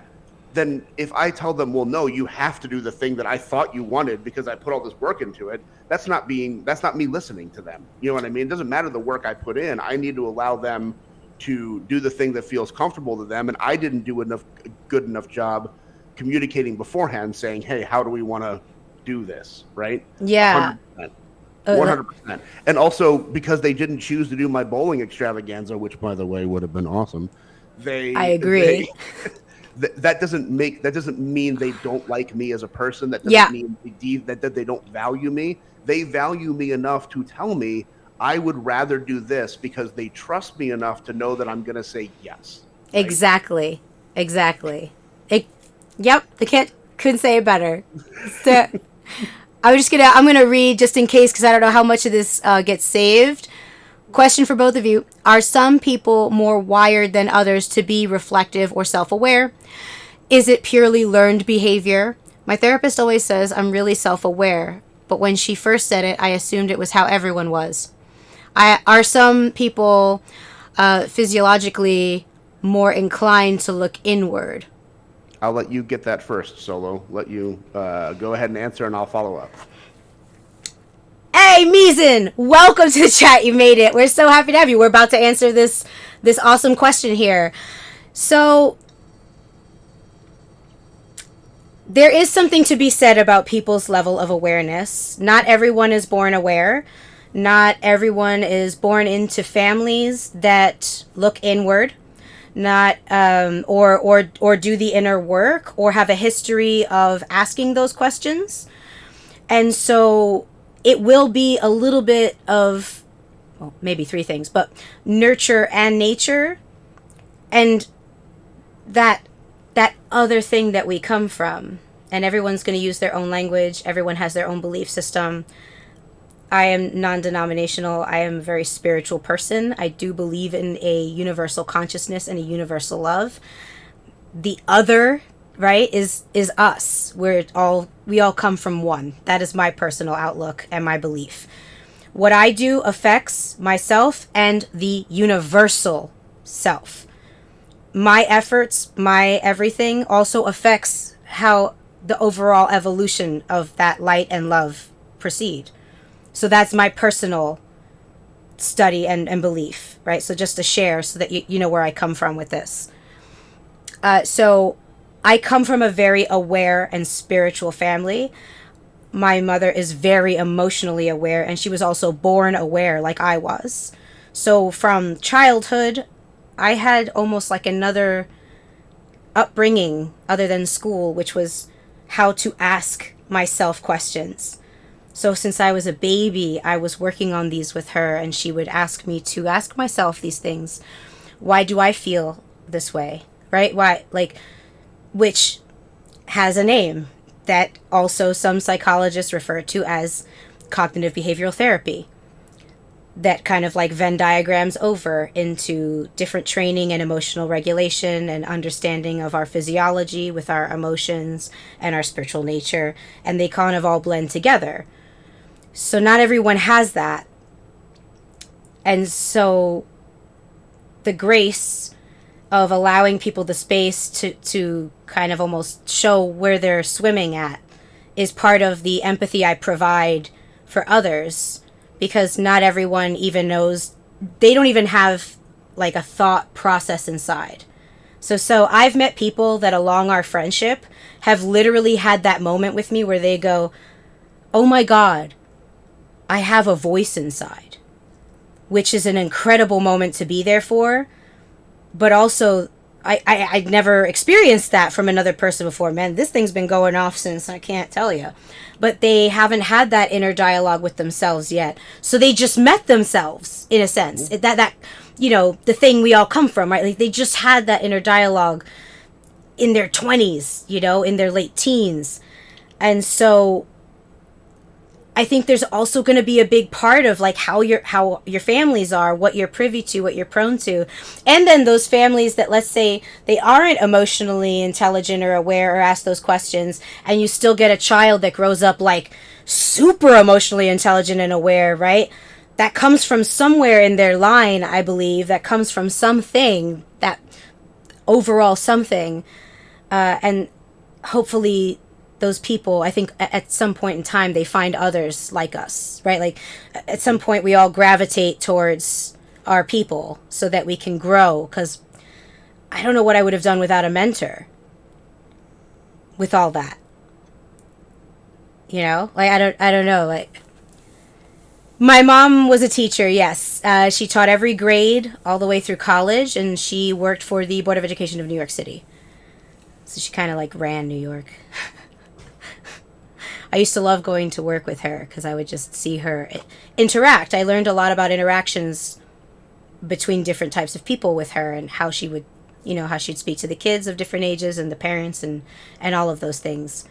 But I think it's also, there's some things that don't happen. I don't know, Tom. What do you think? I'm generally a nurture guy over nature guy, but it is both, like you said. I mean, really, I think a lot of what I'm going to say is going to be slight repeats of what you said, because we've known each other since high school, so we're going to do Clearly. a lot of the same things. Um, but I think the environment you are raised in, it's not so much not so much a physiological thing. If you're Yeah. raised in an environment or around an environment where people um, do self awareness, self introspection, and don't just say, "Well, a bad thing happened to me, therefore the thing that did bad to me is bad. Period. There is nothing else to look at here. It is only the external thing that is the problem." You're never going to, or you probably won't get to that level yourself. You have to be surrounded by that.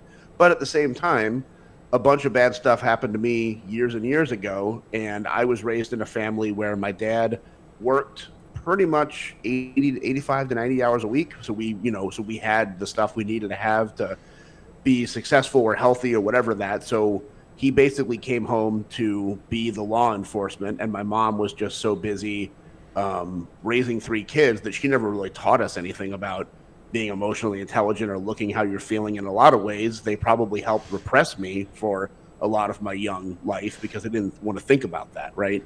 So when I kind of got put in a situation where it's just like, hey, a bunch of stuff is hurting me.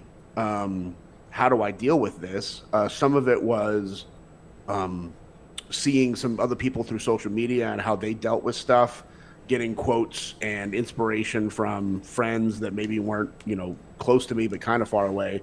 But it was up to me. Like I had the nature in me to be like, hey, I need to look at myself too. It's not just the world I'm in. It's my reactions to that. And a big, big, big part of my growth in that way was learning about the Four Agreements, the book, The Four Agreements.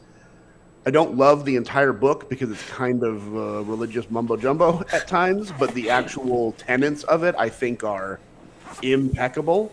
And if you read them and understand them and do the work to actually do them, they really are life changing in ways that help you understand yourself by way of understanding how other people operate. But like we said before, everyone's kind of doing a reflection of what's in here.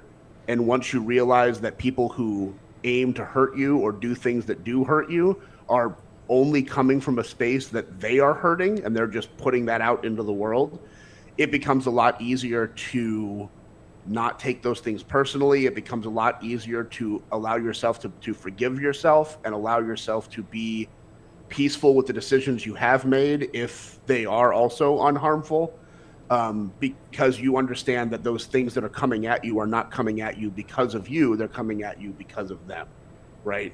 And Yeah. you can do your best to help those people, but you can't fix anybody but you, and Yep. you never will be able to. Yeah, yeah. A big thing is like allowing and not fixing, Hmm. and that in and Um, of itself is intimate because it also helps mhm. us learn that part of what we need for boundaries. Yep. Like what's important to us, what we need, right? Like that's still a learning practice for me. Oh, okay, I'm out of bandwidth Mhm. now. Oh, okay, so what did I do? What was recent? And like check that back and look, because then I know how much space I have to provide to allow for people that are at those different parts of their journey, without having to feel like, oh, well, I should. There's no pulling people to water. Basically, they have to have Correct. that for themselves. It And won't stick otherwise. yeah, 100%. And Like, it's yeah. 100%. And Rendito, you just put another thing about the whole nature part, Oh, long-term yes. life thinking, can't wait to see what happens, curious. There are curious people and there are non-curious people. And that is, I think, partially nature. But again, I do think a lot of it is nurture, is, if you grow up in an environment where this is the way things are, like very religious or even sometimes very non-religious, it's like, well, this is facts, this is science, whatever it is, it doesn't really matter either way. If you're brought up in an environment where this is the answer and this is the way, and you do not get to question the way, you eventually become non-curious because you know how things work, right? And sometimes the way you learn or the things that you know are they're bad, like they're incorrect information, but it's the way you've always handled them, right? So Mm. until you become curious enough to say, is what I'm doing right? Is what I'm doing the correct way for me and for others? You just will never question it. And then when someone does question you, you take offense to that because, of course, I'm right. This is how I've always done it, right? Yeah. Yeah. Exactly. Do you? And here's. I got this from a friend's Facebook post 8 years ago. I don't remember. Aside from the four agreements, these are the five most powerful words I've ever heard. And those five words are: what you allow will continue. Oh, And yeah. That's a good one. and that is how. No, it's not that. Those are only four words. Kamisa. Meeson. This is the way. But if you talk about boundary setting, people in your life are going to take from you and take from you and take from you and take from you because unfortunately most human beings are takers in a certain extent, not in a negative way, but we feed off of other people, right? And Thank you, Clumsy. if you allow things that bother you to continue, the person doing that is just going to keep doing it because they've had no negative experience or occurrence that says I should behave differently around this person. Yeah, people Right. just want to know. Like I And like I have that conversation often with my brothers of like, how are we gonna know how to like that's it, how are we gonna know if we don't tell each other? correct. So if I don't say how I'm feeling, they're not gonna know how I'm feeling. So it's just within us to be, when they say how are you, that's a question. Like Hmm. tell them how you are. Right. I am curious, Randito, when you say long term life thinking, can't wait to see what happens. Curious. You say the older I get, the more I think some of who we are in that sense is pre this world or latently innate somehow. So I had a similar conversation. I wonder if this is what you mean also by that or in another way. So there's so how many people are unaware in a sense or don't ask questions within themselves or are not curious yet I say yet for all of it because there has to be a time at some point in our something, maybe, perhaps, right? All open-ended, very open-ended conversations here. A lot of allowing. And then there are those like ourselves that love to ask questions and love to be curious with ourselves. Can't wait to learn more about it. Tell me about it. So how many of us have been along predating our current existence or our current society, and like human bodies have been around for, right? And how many civilizations have passed, and so how many civilizations have we experienced? How many people were aware in those civilizations versus, let's say, unaware or not curious or not knowing to be curious? They just didn't know. How have those percentages really changed? Because are we having more conversations now that we are able to communicate in ways that we weren't able to communicate beforehand because we didn't have the technology to reach each other? And now that everything is everywhere in some fashion, while it seems like there's a lot of not questioning going on, there's also stuff like this happening with a lot of people asking a lot of questions. So just as much as we hear those that might have louder voices in some ways that aren't asking any questions at all, they might be asking questions and not posting about it too, right? Because we also have to take a grain of salt with what people put out there. And there's also a lot of us out here that are dying to ask some questions. So is that an overall evolution of humanity? That we are, because asking questions, right, will inevitably, our children will be more curious, whether or not we're curious. And then the people that are less curious, and then more people are more curious. Mm-hmm. Is that a possibility? I like to think so. I hope so. Because going back to something you said before, also Solo, about there being a universal consciousness. I'm not going to say I am on 100% the same wavelength, but I kind of am at the same point. I am a strong believer in there is only us, there is no them, and we do this to ourselves as a race and as a species. Like, all the harm we do it to ourselves, and until we, as a people, understand that we are doing this to ourselves, we are self-harming, because humans hurting humans in any way is self-harm. Until we understand that, we can't move beyond it and grow beyond it and ask questions about what is best for most, what is best for everyone, how do we best move forward as a people together. People like to dehumanize the people that they don't agree with, and that's obviously shitty and dangerous and awful, and leads to awful, shitty, dangerous things. So until we understand that this is a self problem, a humanity as self problem, it's very hard for us to move forward in government, thinking, education, financial, whatever it is. We have to stop thinking about it's us versus them or me versus you. Every single thing is us. It's we are either hurting us or we are helping us, and that's it. Period.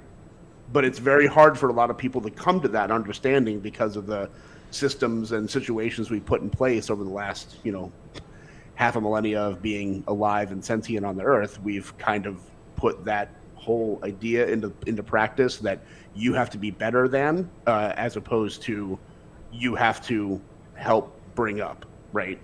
Yeah, better with. Yeah, there you go. And everyone is better with. There is no such thing as better than.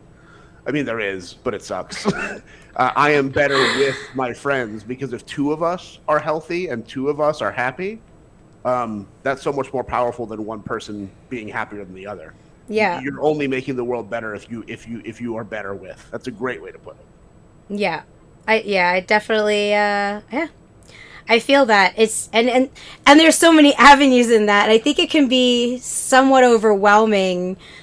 Right? So, like, going down the rabbit hole is like, oh, okay. So, like, how do we breach that? And it could, a lot could be said about starting with self. And then over the weeks, of course, I'll get into, like, different entry points. There's a million doors. There's a million ways on how to, like, how do we even approach that? And I think even just having the conversation or this now can incite that curiosity, right? Like, one thing I like to do is offer that space, to everyone, but I offer that space originally with a group that I was making in Discord and with some fans of what do you like to do that you do well with yourself, right? Like, what do you find flow in? And I'll tell you why I'm so far removed from that, right? So what's something you enjoy for you? And that provides insight with becoming curious with ourselves. Because when things are very overwhelming and big and loud, and we look at our capitalistic society and we start to look at these big things that seem like, well, how can just one person make that difference? How can I just do that? By what? Taking out my recycle? Like, how is that going to move the meter? Start small. I right? am also this. I have something that ties into that. I've talked about this to my friends in person a lot, but I'm also a big believer in a concept called the sphere of influence. Depending on your personality and what you've done in your circle of friends or however you do it, there are certain people in the world that you have an influence over. It might not be, I can't tell them what to do, but they've known me, they trust me, they understand me. There is some form of relationship there where if I present something to them, they will be able to understand it's coming from a good place, and maybe implement it because someone they know and trust said this to them.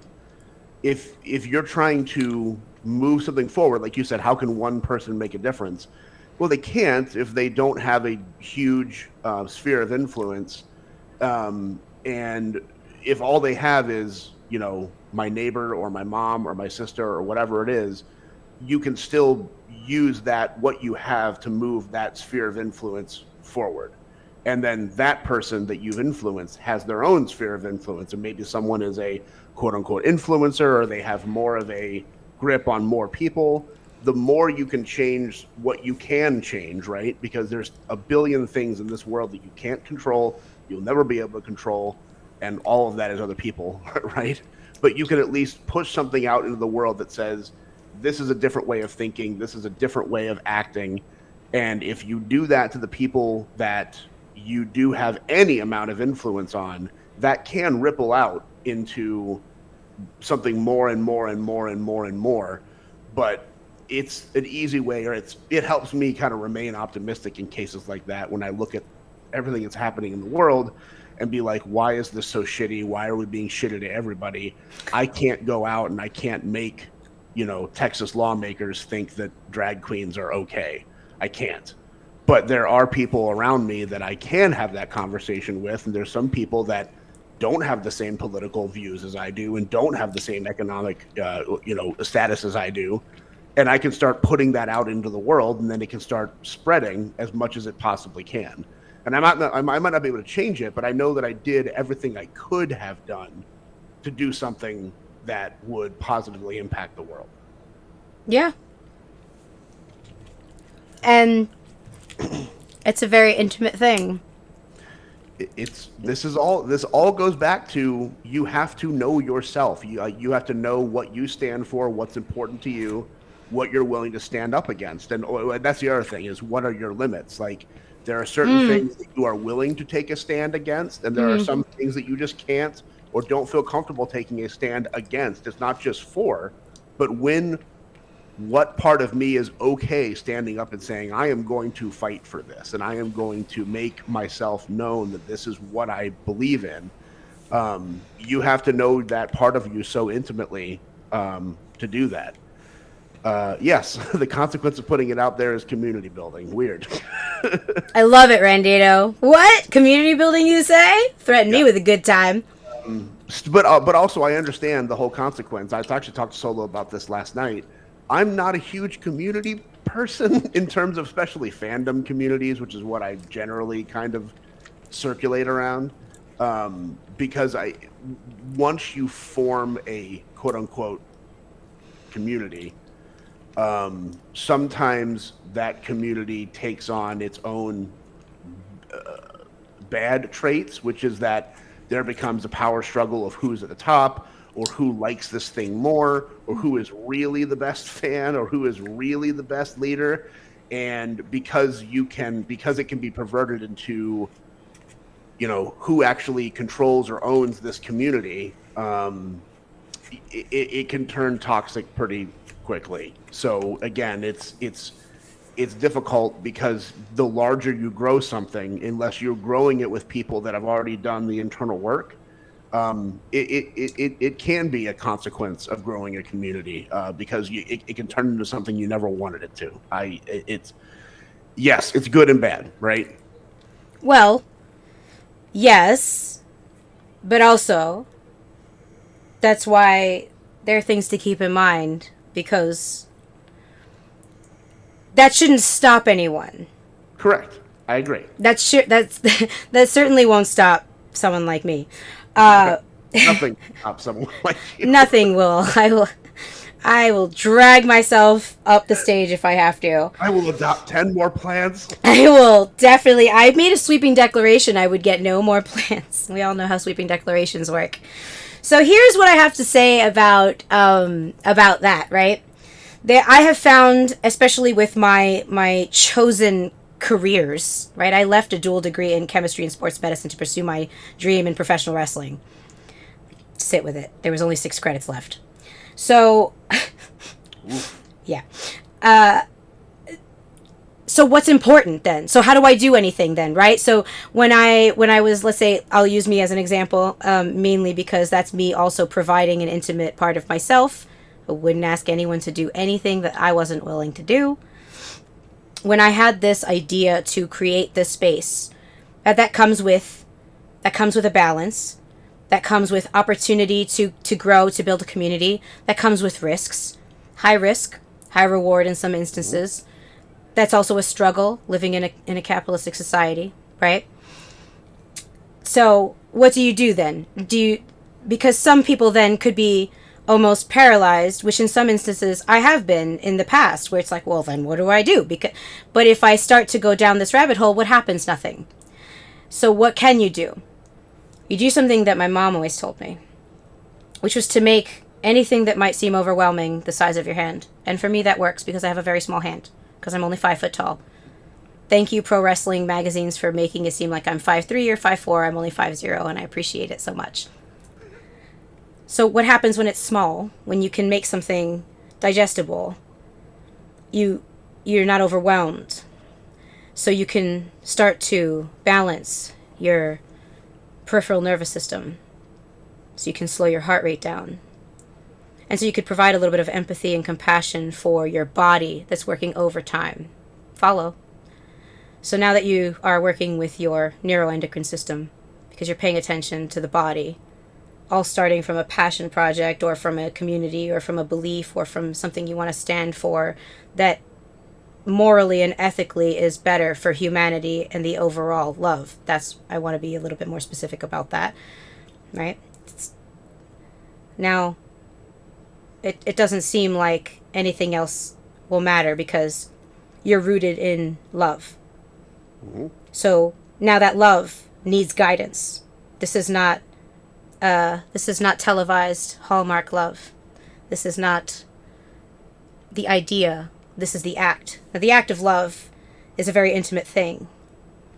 I have 5 pets. Loving them is a very intimate thing. They all have very loud personalities. I wonder why. Especially one of them.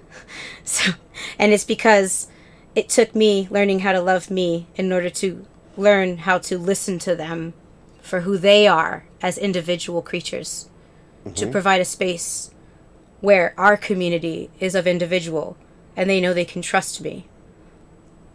Trust me so much that they ate a $70 bag of treats in 5 minutes. That's fine. Now, how do we create that space for others?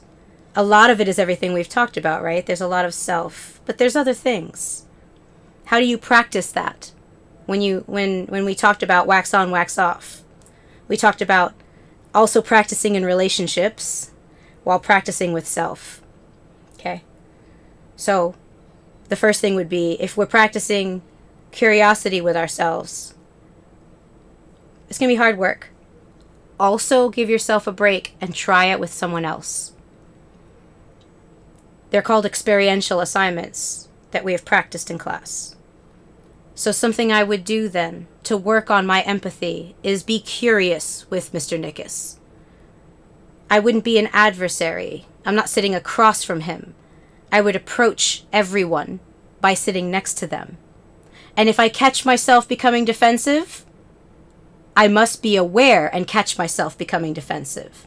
And these tools are important when growing a community, because what we do and how we are also projections and also mirrors.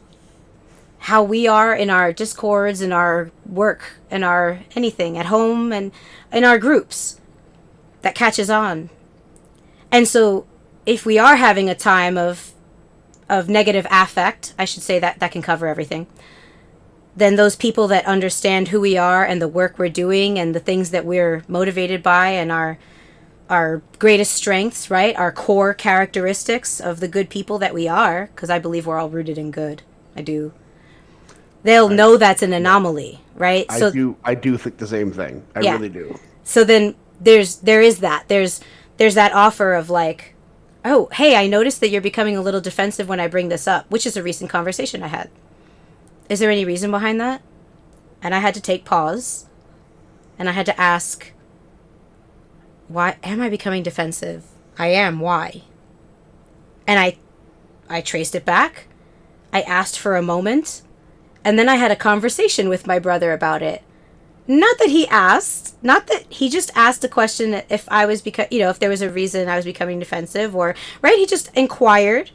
But I wanted to bring it because we have crafted psychological safety and an intimate, vulnerable space that I appreciate. And because I have gratitude rooted in everything, I wanted to lead with that gratitude by going, hey, could we talk? I was thinking about this and I found all these things and I know it's not necessary. And I had already apologized for becoming defensive because you lead with the apology, right? I apologize for that. It's out of character for me. And I'm glad that you noticed it because thank you, right? You noticing that allowed me to do this work. And that in and of itself has created a deeper foundation of psychological safety and an intimate space where he's okay. He's okay spotting out if something is awry with me and if I feel off kilter, if I'm saying something, if something's different, right? And that is how we help maintain and when I say positive, I don't mean rainbows. When I say a positive community, a healthy relationship, a loving one, is because bumps and hiccups and people are going to be people and we're flawed. Yep. But providing that empathy and that compassion doesn't only start with the self, right? It's like a living organism of moving compassion and empathy and being allowing and holding grace, just grace for space. Mm-hmm. That will ripple through. And no matter what happens and how bad it gets, I'm always going to believe that fuel is going to run longer and stronger than negative affect or the risk, the possibility, the mere thought of risk and negativity, right? Like all those things are out there just because we're human and we're flawed. That doesn't mean we ignore it, but that doesn't mean that we don't do and embrace it by going, okay, yes, bring me your weird, bring me your defensive, bring me your bad days. I have them too. Bring me the weirdos. Bring it, because I don't want just the good days with you. When this community that I'm building, this starting with a Discord, which I think is a really fun way to do it, right? This is more than that, right? It's not just your good days. Bring you as you are completely, because you are a complete person. Mm-hmm. That's the consequence. The consequence is if I accept you, truly accept you for who you are, I've worked on accepting me. And that doesn't mean just like, oh, I accept it, I'm not going to do anything about it. Accepting is a verb. Yep. I accept an ongoing accepting. I create and work forward. I embrace lovingly with the continuation of working towards something greater. Right? Yeah, I think there can be a misunderstanding that love is acceptance, and while it is, it's not unilateral acceptance of like, oh, well, this is just how this person is, and the things that they do are hurtful to me and probably hurtful to them, but that's how they are, so I accept it because I love them. That's not what love is, right? Like, you can be accepting of a person and also push them forward and also help them grow and also help them be vulnerable with the pain that's causing these things. And that is ideally what any kind of very healthy relationship is going to be, is not just full on acceptance of that the other person is what they are and they're never going to be anything different than that. It's to, like you said, everything's give and take. There's going to be, rule 4 of the 4 agreements is always do your best, which is a very trite thing to say until you kind of understand that every moment and every day, your best is going to be different, right? Yeah. Like I might wake up and because of what happened last week or what happened today or what happened a month ago or whatever it is, I am not in a mental or emotional position to do much of anything. And I have to understand that about myself, that pushing myself beyond my limits is harmful to me and therefore harmful to other people. You have to, in a relationship, you have to accept that those days or those times, you have to work harder for the other person to make up that slack and still, forgive them and understand them. And with the understanding that on the days that your best is 20%, that they're going to have to put in more for you to accomplish the same thing, right? Yeah. And sometimes, and especially with friends, some of the greatest experiences that we've learned from is finding where we're at with each other. Yep. And even though we've known each other for decades, right? Yes. Like we've grown up together. They're my brothers, right? I adore them. Oh yes, you and I have gone. Well, this is our third life being friends. We've actually been reincarnated several times, but this is the third time where we've actually, found each other. The other one, we were in different civilizations, and we didn't get those messages in time. Yeah. But some of the greatest experiences that I've had with my brothers. It's gonna be, people are gonna be like, how long have they actually known each other? Does anyone get a read on that? Did they say that? Like the bumper's gonna be all like, I don't know, question marks, right? Like. Is going, well, what do you need? Mm-hmm.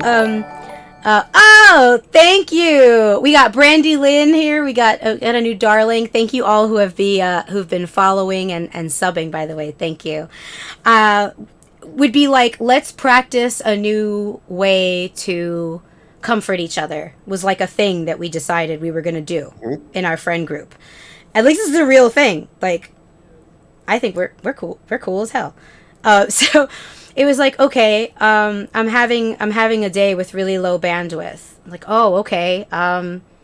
Here's a question that I am excitedly throwing out there for all of you to try in your own way. You could use it the way we use it. You could, try it out. But the essence of it is, how can I best support you today? Mm-hmm. So how can I best be there for you? Would you like to just vent? Would you like me to be there physically? Like if you're close enough, would you like someone to commiserate with, or would you like me to lift you, right? And just asking, see how they are, see how they react. And obviously you have your language with friends and how they, maybe you have like a shorthand, but now we've come down to how can I best support you in this or through this? But also at the same token, you have to accept that sometimes your friend might be like, well, I need you to support me in this way. And that is a thing that you cannot do. Right. Like, you'd have to listen to, they would also have to be in the same space. So my friends and I are on a very, I would like to say the same, but you know what I mean by that, like that parallel. We're all not dissonant. We're all on the same wavelength. We're consonant. Yes. Right? Yeah. So we're consonant wavelengths. So our frequencies match. Yep. So I can say that because we have built the foundation to have a very intimate, vulnerable relationship. You guys hear Marshall? Mm-hmm. And I trust that when I ask them, they're like, what I need, I feel this right now. I understand it's this. So usually it's, I understand that I'm going through this and I'll need some time to get myself to this place. Is it okay if we sit here for now? Or is it okay if we talk about it? And do you have the bandwidth to talk about it? Asking someone if they have bandwidth, before talking about a heavy topic is always a nice way to build, right? In this conversation, we're building foundation and we're building that intimate space. Mm-hmm. So that way I can trust and they can trust when we ask each other that question that we are giving a genuine, authentic, like we've already done that inner monologue of, you know what? I don't have bandwidth today. Is it okay if we just play some video games together? Yep. Or if you know that you have a friend that's not asking those questions, and you are asking those questions, you can be like, oh, wow, how does that feel? Or how are you doing with that? Or what are you doing today for it? Is there something I can help you with? And then if it's something that crosses a boundary, or if it's something that crosses like a healthy boundary, I want to say more specifically, then that would be like, I understand that that might look in the short term that that might help. Is there a reason that like maybe ask for more open-ended questions to see if that can incite them to find where they're going. Then they can take the train from there. That's Yep. usually how we do it. Also opinion and how we found our how we found our intimate friendship space. It really doesn't take a lot to Yeah. help another person. Like, I mean, even something as simple as one time I texted my friend's wife just to be like, hey, I'm just making sure that you're doing okay and you're getting what you need. I talk to your husband way more than I talk to you, but like, are you all right? and like, and she told me how she felt, and she was like, I'm just blown away you would even ask me that question. And then later, like, commented to her husband how great of a friend I was because I literally just asked her if she was okay. That's and it. like, but just taking that is enough. Like, because a lot of people don't get it. A lot of people don't receive that amount of even basic care. You don't need to bend over backward to make someone feel happy or feel special or feel like they belong in your life. And if you have a healthy relationship with anybody, sometimes just those little things that now and then is all you need to do. Like, you don't need to say, how can I support you, and then have them be like, well, I need you to like come over and make me dinner, and I need you to do this and do this and do this. Yeah. Literally just be like, hold a space for me. Yeah. The end. Because ultimately, again, we talked about it before, but I am responsible for how I feel. I am responsible for fixing my pain. I am responsible for working through my trauma. I am responsible for doing all these things. My friends are there to support me and make me feel seen and understood, and help me process the things I'm going through. But if I'm not doing those things for myself, then my friends' help and support doesn't really mean anything, right? Yeah. Yeah, it won't stick. It won't stay. It won't Yeah. stay. And while we're chatting, I'm gonna roll it out to everyone in the chat. You're welcome to ask questions. Mhm. If you pop in the Shenanigans Discord, like the Discord channel, there is a link there. If you did want to call in or try, if you want to Mhm. try it, I can see if the link Two in a works. row? You know what I Two mean? video calls? Two Oh my video God. calls. I mean, we're getting saucy. It's that time. It's the time to get saucy. Boundary busting. Just let's knock it down, and not my Um, whiteboard again because I keep dropping it. And so I just want to roll that out. If people have questions, or they want to share something, or they want to see what our take is on something, or any of those things, feel free. It's an open dialogue yeah. as we just kind of chat through these things as Yep. well. The questions I, have been amazing. I'm I really love yeah. appreciative. I love talking about this. And actually, Solo, you mentioned before, you said that your mom had a saying when you were growing up about taking the things that bother you and making them the size of your 5-foot hand. Yes. Yep, it's very little. It's it's very little. My my dad, my dad had a similar thing where, well, I think it's a similar thing where he would tell us occasionally, like, if he was looking grumpy or he was looking like he was pissed off, which he does a lot because I come from a family that has like a caveman brow, so we always look like we're like mad at everything, even though we're really not. People would ask him, are you having a bad day? And his response to that was, I've never had a bad day, only bad minutes, but they were never enough to add up to a day. And I think that concept is Oh.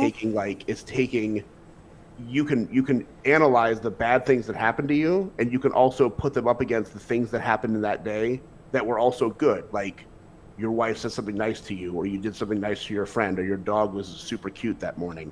Not saying that makes the bad things not there, but you are able to take those moments and make them smaller and not maximize them into a larger frame, right? So that you don't ruin a day, a month, a year of your time because something terrible happened to you or you felt bad. If you look at it from that perspective, you know, you can go through life and say, I've never had a bad day. Oh, that's so sweet. And he looked so grumpy saying it. That's really good. That's my skill. It's a good one. Those insight checks don't work on me, baby. It's it can be hard, especially if you like I work remote. Literally, I work here, and like school from home, right? So like it's like on the road, or it's in my office studio that we're in right now, and and with the farm and the multitude of plants, and it can be frustrating, and then it's one of those, for me it's always the calamity of errors. That's my favorite. It's just the more I try to fix, and then it's just a cascade of events. I gotta help the plant, and then I accidentally knock something over. That it's just like one of those puzzles where the things get worse until you stub your toe as the top of the worst of the things and you're just like, ah! God damn it! And then you have to remember that like it's actually pretty awesome here, and I live with 5 animals, and I got all these plants that are like hanging on. They're hanging on for me, so it's not so bad. If the plants are here and the animals haven't taken a bus away, I feel like it's pretty good. It's pretty good to kind of help assuage as we work through the things. DJ Weed Pizza. Oh, my brother's in the chat. Everyone say hello to DJ Weed Pizza. I don't need an insight check if I can cast Zone of Truth. Yeah. DJ Weed, if you don't think these eyebrows come with 10 spell slots of counterspell, you are mistaken. Zone of Truth. Is that like... It's a D&D joke. I really have to play. We're gonna set that up. We're gonna play at some point. That's the plan. I would love to. Well, I think Pedro is gonna DM the first session. Okay. And I'll either just hang out or play or just watch. But I think there is plans for me to DM one session for everybody and make it real spooky because I love my horror stuff. Okay, but I am squeamish. Keep that in mind. Roll for initiative. Another more D&D stuff. So this is a bi-weekly show. While we take pause. Meow pause. This will be bi-weekly with gaming in between. And so the Twitch calendar will not allow me to make that unique. So I will post a calendar as many places as possible as you follow. But in between those, maybe is when we can run our D&D too. Because we have that. Because, I like my games. So we can do that on the Sundays. Yeah, I'm not a video gamer. I'm very... It's okay. We'll get you into play Played Up. And that'll be... I might. I mean, the smaller game, it's pretty good. I play video games constantly in college to the point that I definitely did not do so well in certain courses because I just stayed inside and played video games. And once I found out one of my friends had a friend that was literally kicked out of his college because he wouldn't stop playing World of Warcraft and he just stopped going to all classes. I was like, well, I don't want to be that. So I pretty much just cold turkey quit. Oh, wow. Yeah, well, yeah, that was scary. It was like, oh, I could get kicked out for that? Yeah, I mean, not kicked out, but it was like he literally just stopped going to school. So like everything, he failed out of everything, and there's like get the hell out of here. What are you doing? So I definitely cooled down on that and found other things to fill. I have a very obsessive personality, so I found other things to fill it. But video games were never one of them. I just haven't played in so long. I have a PS4 that I use exclusively for Blu-rays, and that's it. Wow. Honestly, it seems like you made a healthy choice. I am good at those now. I'm better at those. Used to be real terrible at them. We love healthy choices. Much better at them. We definitely like better. Oh, streamer Cat Buster has made an appearance. Oh boy. He finally figured it out that we were doing it. Okay, so you have your Nat 20 BBY. That's your I don't know that one. Does that what have we rolled? If you do a Nat 20, that means depending on who's your DM, it can mean instant success, meaning whatever you're aiming to do does happen. But in some cases, what is being asked to do might be even more impossible, so it is what it is. But generally, Nat 20 means you succeed, without question. You succeed, and you succeed. You succeed with flair and panache. Like, it's basically like To put it in wrestling terms, it would be like someone doing a Dragon Rana off the top and then turning it into a Hurricane Rana on the bottom and then pinning somebody, like something so Oh, specific and yes. special. Yes. That would be a nat 20 roll on dexterity. Wow. And Basically, that just happened?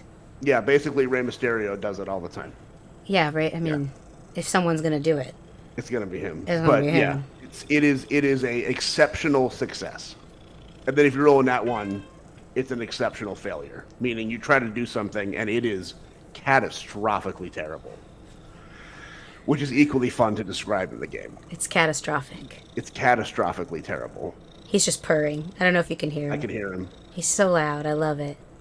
Hello, my little guy.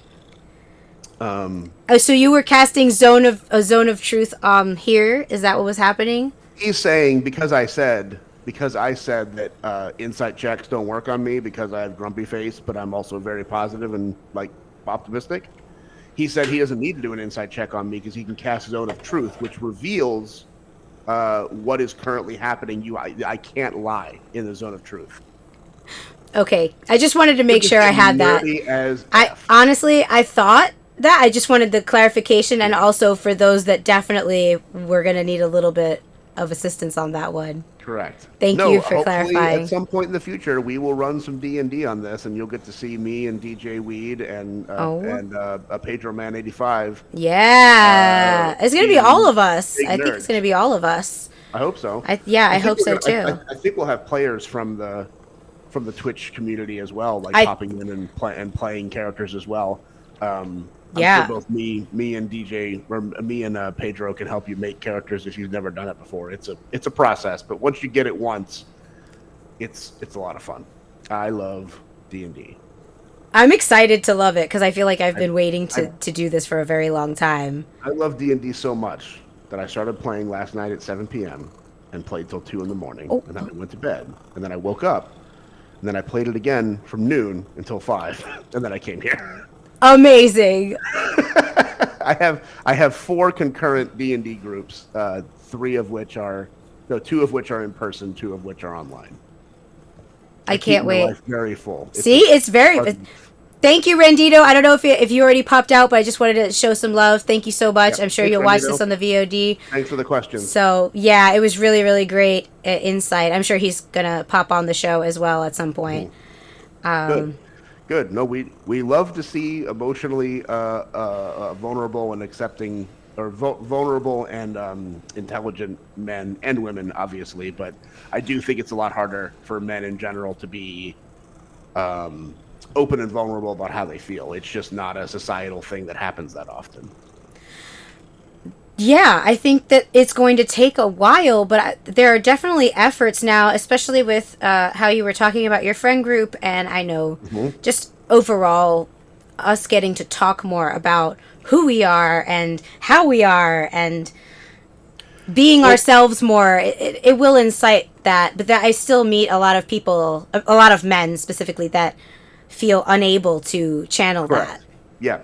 And I know that it isn't the case for you and I because we've known each other for 65 years, but like, because I do know so much about myself and I have done so much work on who am I and what am I, when I do meet new people or have a conversation with people, there is a, at least what it feels to me is a sense of authenticity and openness and trust and space creating for people, because I'm not trying to force a persona or force any situation on anybody, which can lead to, very good, very quick discussions and good friendships being made very quickly, because there is no pretense or falsehood. It's just, I know what I am. Here's what I am.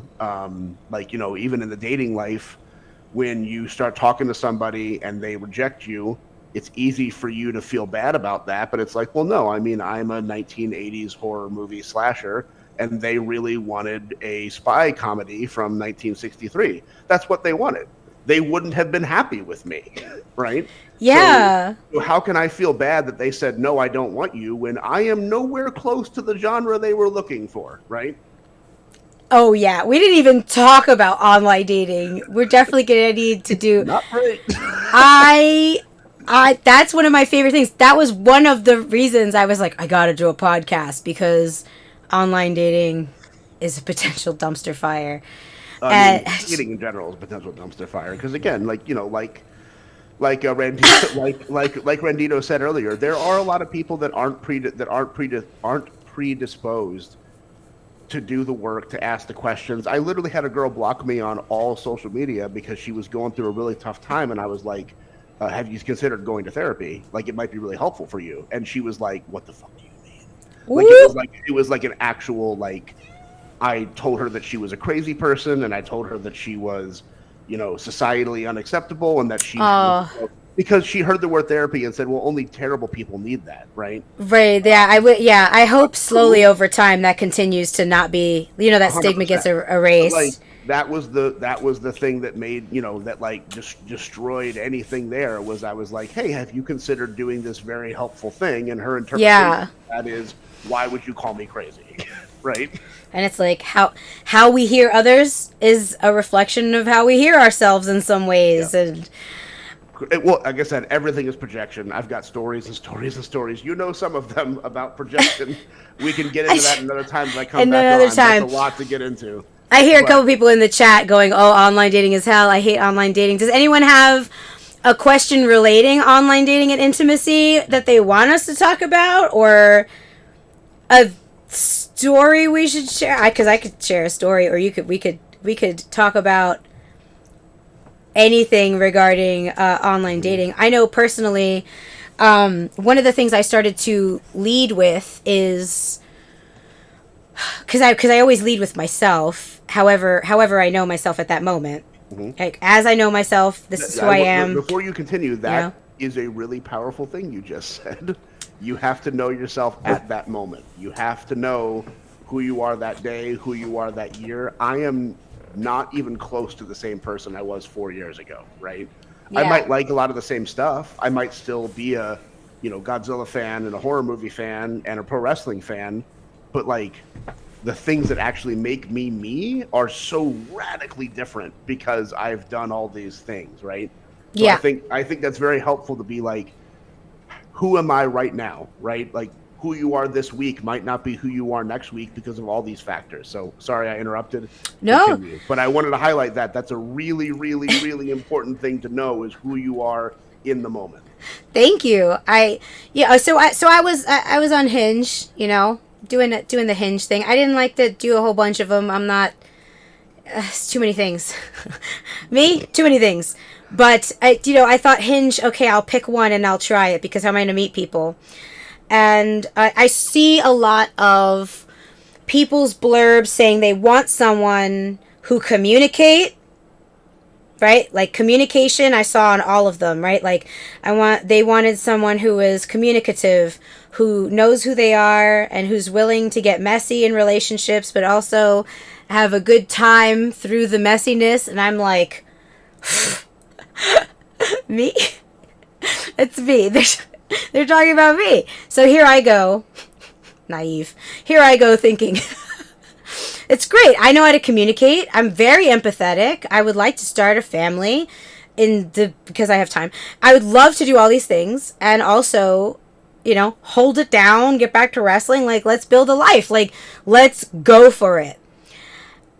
And then I realized that all of these people that I would encounter also don't know how to communicate. So it was very important to me then to kind of scale back and see what the scope is. And so what's the scope of where they're coming from? So not my scope, because I have my scope. I have asked myself those questions. I know what I'm looking for. I know what I'm looking for in a partner.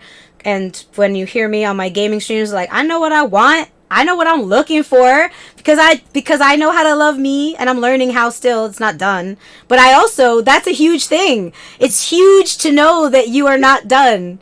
But also, like you said, if you can't love me the way I love me, then what are we doing? Then what are we doing? Like, I got that. I got me. I got me. You got you? You better come in with something that's like... You better come correct.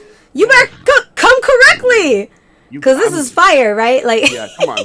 I can't be having this Brooklyn pizza love and you come in with like, Little Caesars and be like, I got this. I'm like, There is a time and a place for Little Caesars. I know DJ Weed Piece was in the chat, but there's not when you come in at it with a New York slice. That's all I'm saying. Then I had to look at it, so the narrow scope, right? So now as we talk about awareness and intimacy and the things that also other people are looking through is where their moral and ethical values are, that's another way to approach it like you do, right? Without the personal. Don't take it personally. With so for me, rule 2 of the 4 agreements, right? Like it's not personal. If I approach it, oh, Mizan, you better watch out. So first of all, Little Caesars can be awesome, especially their deep dish, and the crazy bread with the cheese. Like if you do the cheesy bread, and then you put pepperoni on that shit. I got a bag of pepperoni here. I've been dying to have pizza. Listen, I'm not saying it's the best pizza in the world. It's not the best pizza in the world, but sometimes when you love yourself a little less than you should, Little Caesars. Well, you need a break. You're tired and you need a break. Little Caesars is there for you to hold you closely. It's like Little Caesars has also that emotional, See? Look, I knew DJ Weed Piece was in the chat. I was like, he pop in here with that Little Caesars. Yeah. So, I think it's important in online dating to go, okay, so there are things that we can't live without. And it will sound a little less deep, but I'll get into why it's deep in a minute. I had to go and say, hi, I'm Mexican, Puerto Rican, Italian. Where do you stay? I am she, her. I am pansexual. I had to lead with this because I was running into people that claim they want communication and a better world and these things, but their values are directly against my and my family's existence. I know it's touchy. We don't want to get into politic talk, but just surfacing that and not kind of going into any deeper until another episode. We could do a whole thing on that if you want, but at least let me get my books. Excuse me, sir. Can I help you? You want in or out? You don't know. You want to go somewhere else. I know what you want, but we're not going to do that right now because we only have a little bit of time left. And then we could go to all the things. And then we're going to play and have dinner, and you're probably going to try and steal it. It's going to be great. He's going to be like, I've never eaten before a day in my life. I'm starving. Please help me. They found me outside. No, you was just napping in a bed that's made of orthopedic fluff. Please. So there are things there in online dating that I think not taking personally, kind of seeing how it is, and also being willing to have those conversations without just immediately ghosting are going to be important. Because you won't know otherwise. You don't know until you know, and you won't know until you ask. Very few people were just going to offer up why they did something or why they're doing whatever, because a lot of people don't consider why they do anything besides well, it's what I want to do, so I did it because I wanted to, but there's no deeper thought behind it. But yeah, no, you have to. I have a very good fellow Capricorn friend who was born a day after me, a different year, and we always talk about having to have the pants conversation where if we end up always have to being the one to ask the tough questions and bring the communication, and that is questions that require you to put on the pants. And sometimes we're just we are really tired of being the ones that put on the pants. But that's great. That's how we are, and that's kind of what it is. So we talk about that occasionally, but that's what it is. Sometimes if you need something answered, you got to put on the pants and you got to ask the question, and you have to be the one to do it because they're not going to do it for you. It's great. That's a good way to look at it too. I do feel like it's usually me that wears the pants, which is why I'm no, I would love for someone else to wear some pants. Yeah. Please, please. I will get a text that says, I'm so tired of wearing pants, and I know that she doesn't mean it literally. She means it this is another thing that I have to be the one to set boundaries because there ain't no one else doing it. Yeah, there's somebody that, now everybody is aware of Jay Shetty, but gosh, what a great mind. I was following him really early on when he was just posting little things like little reels and stuff. But he talks about online dating and how it's like you gotta get out there and keep trying and keep leading with the self, and eventually there are people, you'll find authentic people through there. And I've actually made friends through Hinge over dating. Yeah. Oh, for sure. For sure. Because, I mean, sometimes you're better suited for that. DJ Weed Pizza just said something that I completely resonate with, which is they know how to say stuff and they know the right things to say because, you know, there's trends and things that are popular in the world. But they talk the talk and they don't walk the talk. And that is a huge problem for me. I've definitely had online situations where it's talk, you know, get into very situational, you know, conversations. And then it's like, cool. So when do you want to meet? Like, do you want to go do this on this next week? And they just like shut down and freeze because they were just there for the talking. And when you actually have to do something, they're like, well, that requires responsibility. And now I have to like do a thing that I said I was going to do. And they're just not willing to do it. Right. And it becomes easier to kind of move on from that. Like, you know, an earlier version of me would have kept pushing because, well, this person is the person I want. Let me just keep waiting for them to, you know, do something. The modern version of me is like, listen, if you can't show up in the way you said you're going to show up, then I'm just going to show up somewhere else. Right. Oh yeah. Oh, I have a million stories of that. I have okay. I'll try to do. Yeah. I mean, we only have 15 minutes. So. I know, right? Then Thor's just gonna hit the button. Come here, bud. Yeah. You're gonna have to chill. Come here. I know. So, there was somebody that I call pen pal. I matched with this person. I thought they were great, and really had me laughing. I think that the things that I was looking for in terms of like personality were there.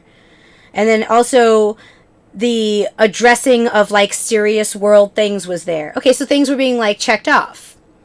And so I proceed further. Okay, so right on apps, typically everybody talks about like you want to get off the app as soon as possible. Right? You want to meet in person. Or in my case, never use them to begin with. Well, yeah. But for those that don't get to go out too much and want to also try to, you know, do that and meet someone at a farmer's market or Hinge or Bork.com. Bork. Oh, is it Misen? Yeah, well, yeah, I've met a lot of people there. And so basically, this person kind of kept pushing forward or just like not acknowledging that I'd want to meet. And I was like, that's a really weird thing to not acknowledge that I want to meet up. So I would then go, hey, why are you not acknowledging my phrases? Like, why are you not acknowledging that I'm saying we should do this? Or like, why does this get ignored? Right. So then now I have to check myself. Right. Teenage me, early 20s me would be like, oh, I just have to earn it. No, false. Someone is being unavailable. Someone's being unavailable. Right. They don't want to meet for whatever reason. And they're not addressing what I'm saying right now. So do I think that's going to change in the future as I get to know them? No. When somebody tells you... Continue. Well, yeah. When someone shows you who they are, when they tell you who they are, believe them. Mm-hmm. Mm-hmm.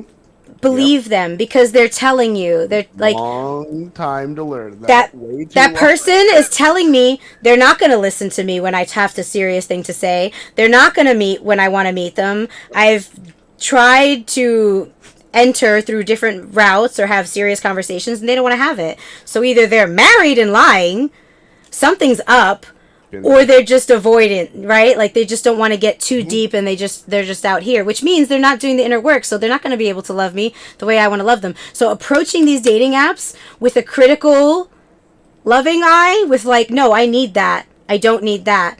And not blowing someone off, but really doing the like, there's a difference between going, no, to somebody who didn't do anything versus, wow, that person is avoidant. I've noticed these patterns of behavior are not healthy. This is already starting unhealthy. That's not it.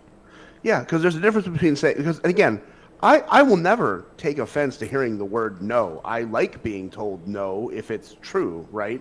But the good people will be like, hey, do you want to meet this Wednesday? No. But next Wednesday would be better for me. That is still being told no, but given an alternate route and being able to at least move forward, as opposed to flat out no's or maybes or I'm not sure yet, let me Oh find yeah. out, and then just pushing off and pushing off and pushing off until it becomes a hard, yes, or this is what the plan is, right? But it takes a navigation because again, there's lots of people that they put a lot of validation into what other people think of them or what they're going to do, with them. So like, if you're really counting on this date being a thing and it just never really happens, sometimes people tend to still chase it because they think that's going to validate them or justify something, as opposed to saying, listen, I don't I don't need this amount of stress or pain added to my life because this obviously isn't going anywhere. My version of consent is enthusiastic yes. And if you do not want to enthusiastically be around me, then why am I spending my time with you? Oh yeah. Yeah, exactly. Cuz like then what are we doing? Right. We should both really want to be here doing Yeah. whatever it is. The bowling, the pool, Exactly. whatever it is, like if you don't enthusiastically want to be around me because of the way I have presented myself to you, then why am I spending my time with you, right? If I'm going to spend my time with a person either on text or in person or on the phone, it should be because we both would rather be not doing anything else. We want to be here, right? Exactly. I'm gonna give a shout out to we got Andrew in the chat as well. Assurance is something important, and of course, X. The truth does not harm. What may Boom. sting is having to adjust to the What is reality the truth reveals. what is this Thank you. goddamn wizard that is gaming the class? That's my brother X. That's I my know. brother X. I'm telling you. Mm-hmm. Yep, So you all know that. but that sting is a thing. Like like so there's like the classic band Extreme's third album told us. There's three sides to every story: yours, mine, and the truth. Yep. And the truth can be very painful for you to acknowledge, and it doesn't mean that it can't be wrong. It's the truth, right? But like you have to understand that like you said, hearing the truth, you have to either accept the thing about someone else or discuss or discover the truth about yourself and move forward. Again, pain is love. Pain is it's a part of life. You have to go through it. You have to feel the pain of your bad decisions and other people's bad decisions to be able to be a fully healed person. Like, what do you heal from if there's no pain? How do you get better if there's no pain, right? Yeah. How do you grow? It's Mm-hmm. it's literally growing pains. Like I feel it all the time. Where it's like, okay, well, if there's So like that stagnancy, I'm like, is it though, or am I? What am I really learning in this time? If like there's moments in between, but it's all growing pains. It's all we do. And Andrew, you nailed it. And honestly, this is not really a huge moment of vulnerability because I love being vulnerable. But Star Wars: The Last Jedi is the only Star Wars movie to make me cry because the scene with Yoda is extremely powerful in that way. It's not the same thing you said, but he says the greatest teacher of failure is you have to pass on your failures too. If you fail at something, you teach the people around you because I fucked this up or I did this thing wrong or I did these bad behaviors and then I got better. That is the best way to learn, and the only way to learn is you're going to do things that aren't great and you're going to do things that aren't good for yourself and other people, but the way through it is to learn them and fix them, and that's 100% correct, right? Yeah. And with Ref, I didn't get to weigh in on this, but I'm kind of going to repeat a little bit what Solo said earlier with your situation with your friend that you have a crush on. Again, I can't speak to the situation because no one knows her or what's actually happening. But if being around her is causing you any amounts of pain, like I don't want to see her as often, or when I do see her, I feel like I'm not a complete version of myself, then that's not a thing you need to foster until both of you are ready to foster that environment. If if being around her is not enthusiastic joy, then maybe there's something that needs to be reconsidered. And again, that truth might sting, that might not be fun to go through. But as someone who's also been in that situation, you really have to put your own experience first, because it's the only experience that matters. You can't make yourself be away because you think someone else might be more comfortable. You're doing a disservice to what you could bring to their life and what you could bring to someone else's life, because you're not following what makes you feel complete. That's what I got. That was amazing, and that was a perfect note to close on. Like, that was great. I love that. Because I feel like we have covered so much in our little 3 hours, and like, I didn't even get into the limbic system. Oh my God! Save that for after dark. I know. Limbic system.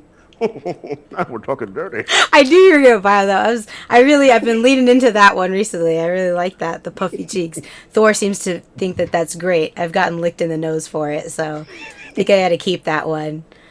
This was a great time. Like I said, this is genuinely things I really enjoy talking about, because it really lets me, unleash and explore the things that I've already explored. And if it helps someone, great. And hopefully it does. If not, it's okay. Everyone's on their own journey. But like, these things don't make me feel bad, because I've spent 5 years digging as deep as I can into who I am and what I mean and what I stand for and how I present to other people and what I bring to people's lives, because I genuinely think to the right people, I bring something tangibly awesome, but you have to be willing to receive that.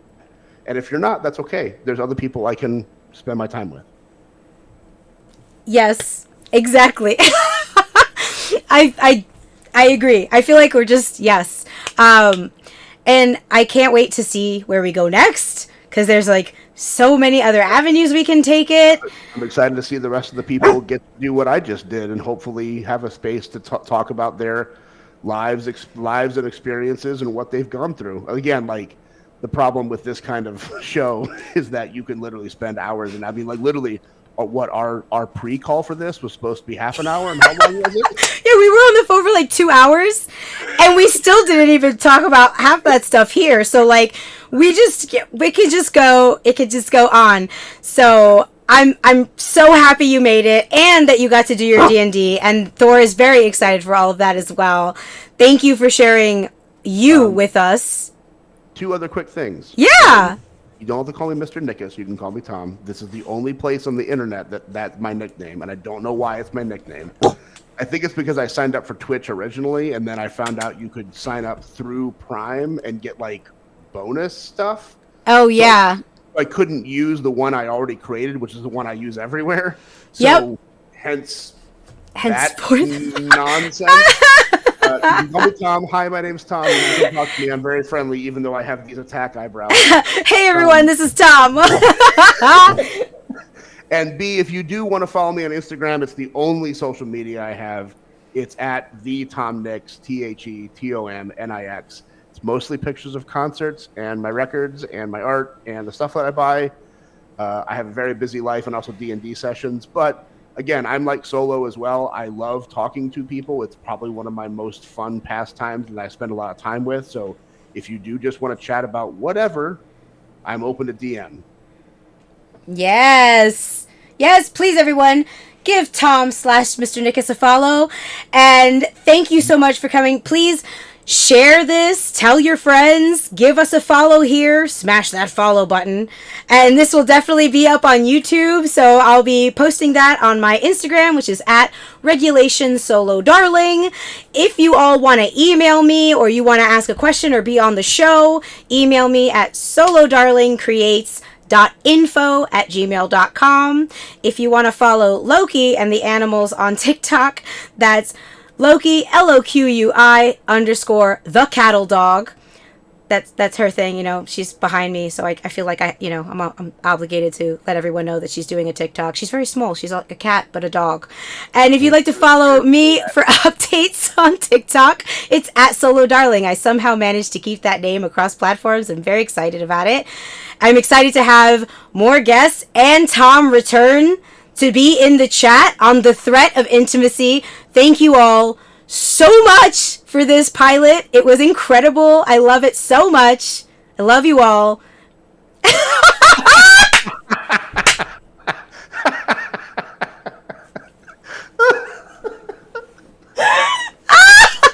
Oh, stupid face man. Oh, stupid face man. I sincerely hope that he has been on the stream the whole time and waited just for that moment. It would make me so happy too. I hope so. Oh, stupid face man. We love you. Oh, that was so perfect. You have no idea.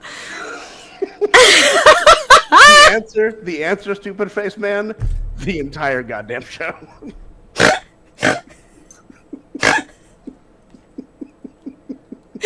¡Híjole, carajo!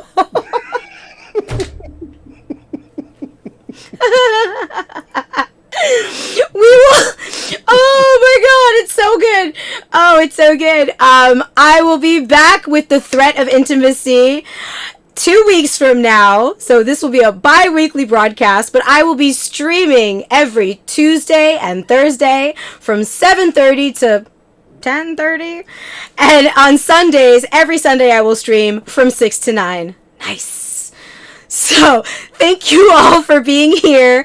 Check us out on the VOD and all of our socials. We love you. Stay hydrated, okay? If you're gonna be bad, make it good. With love.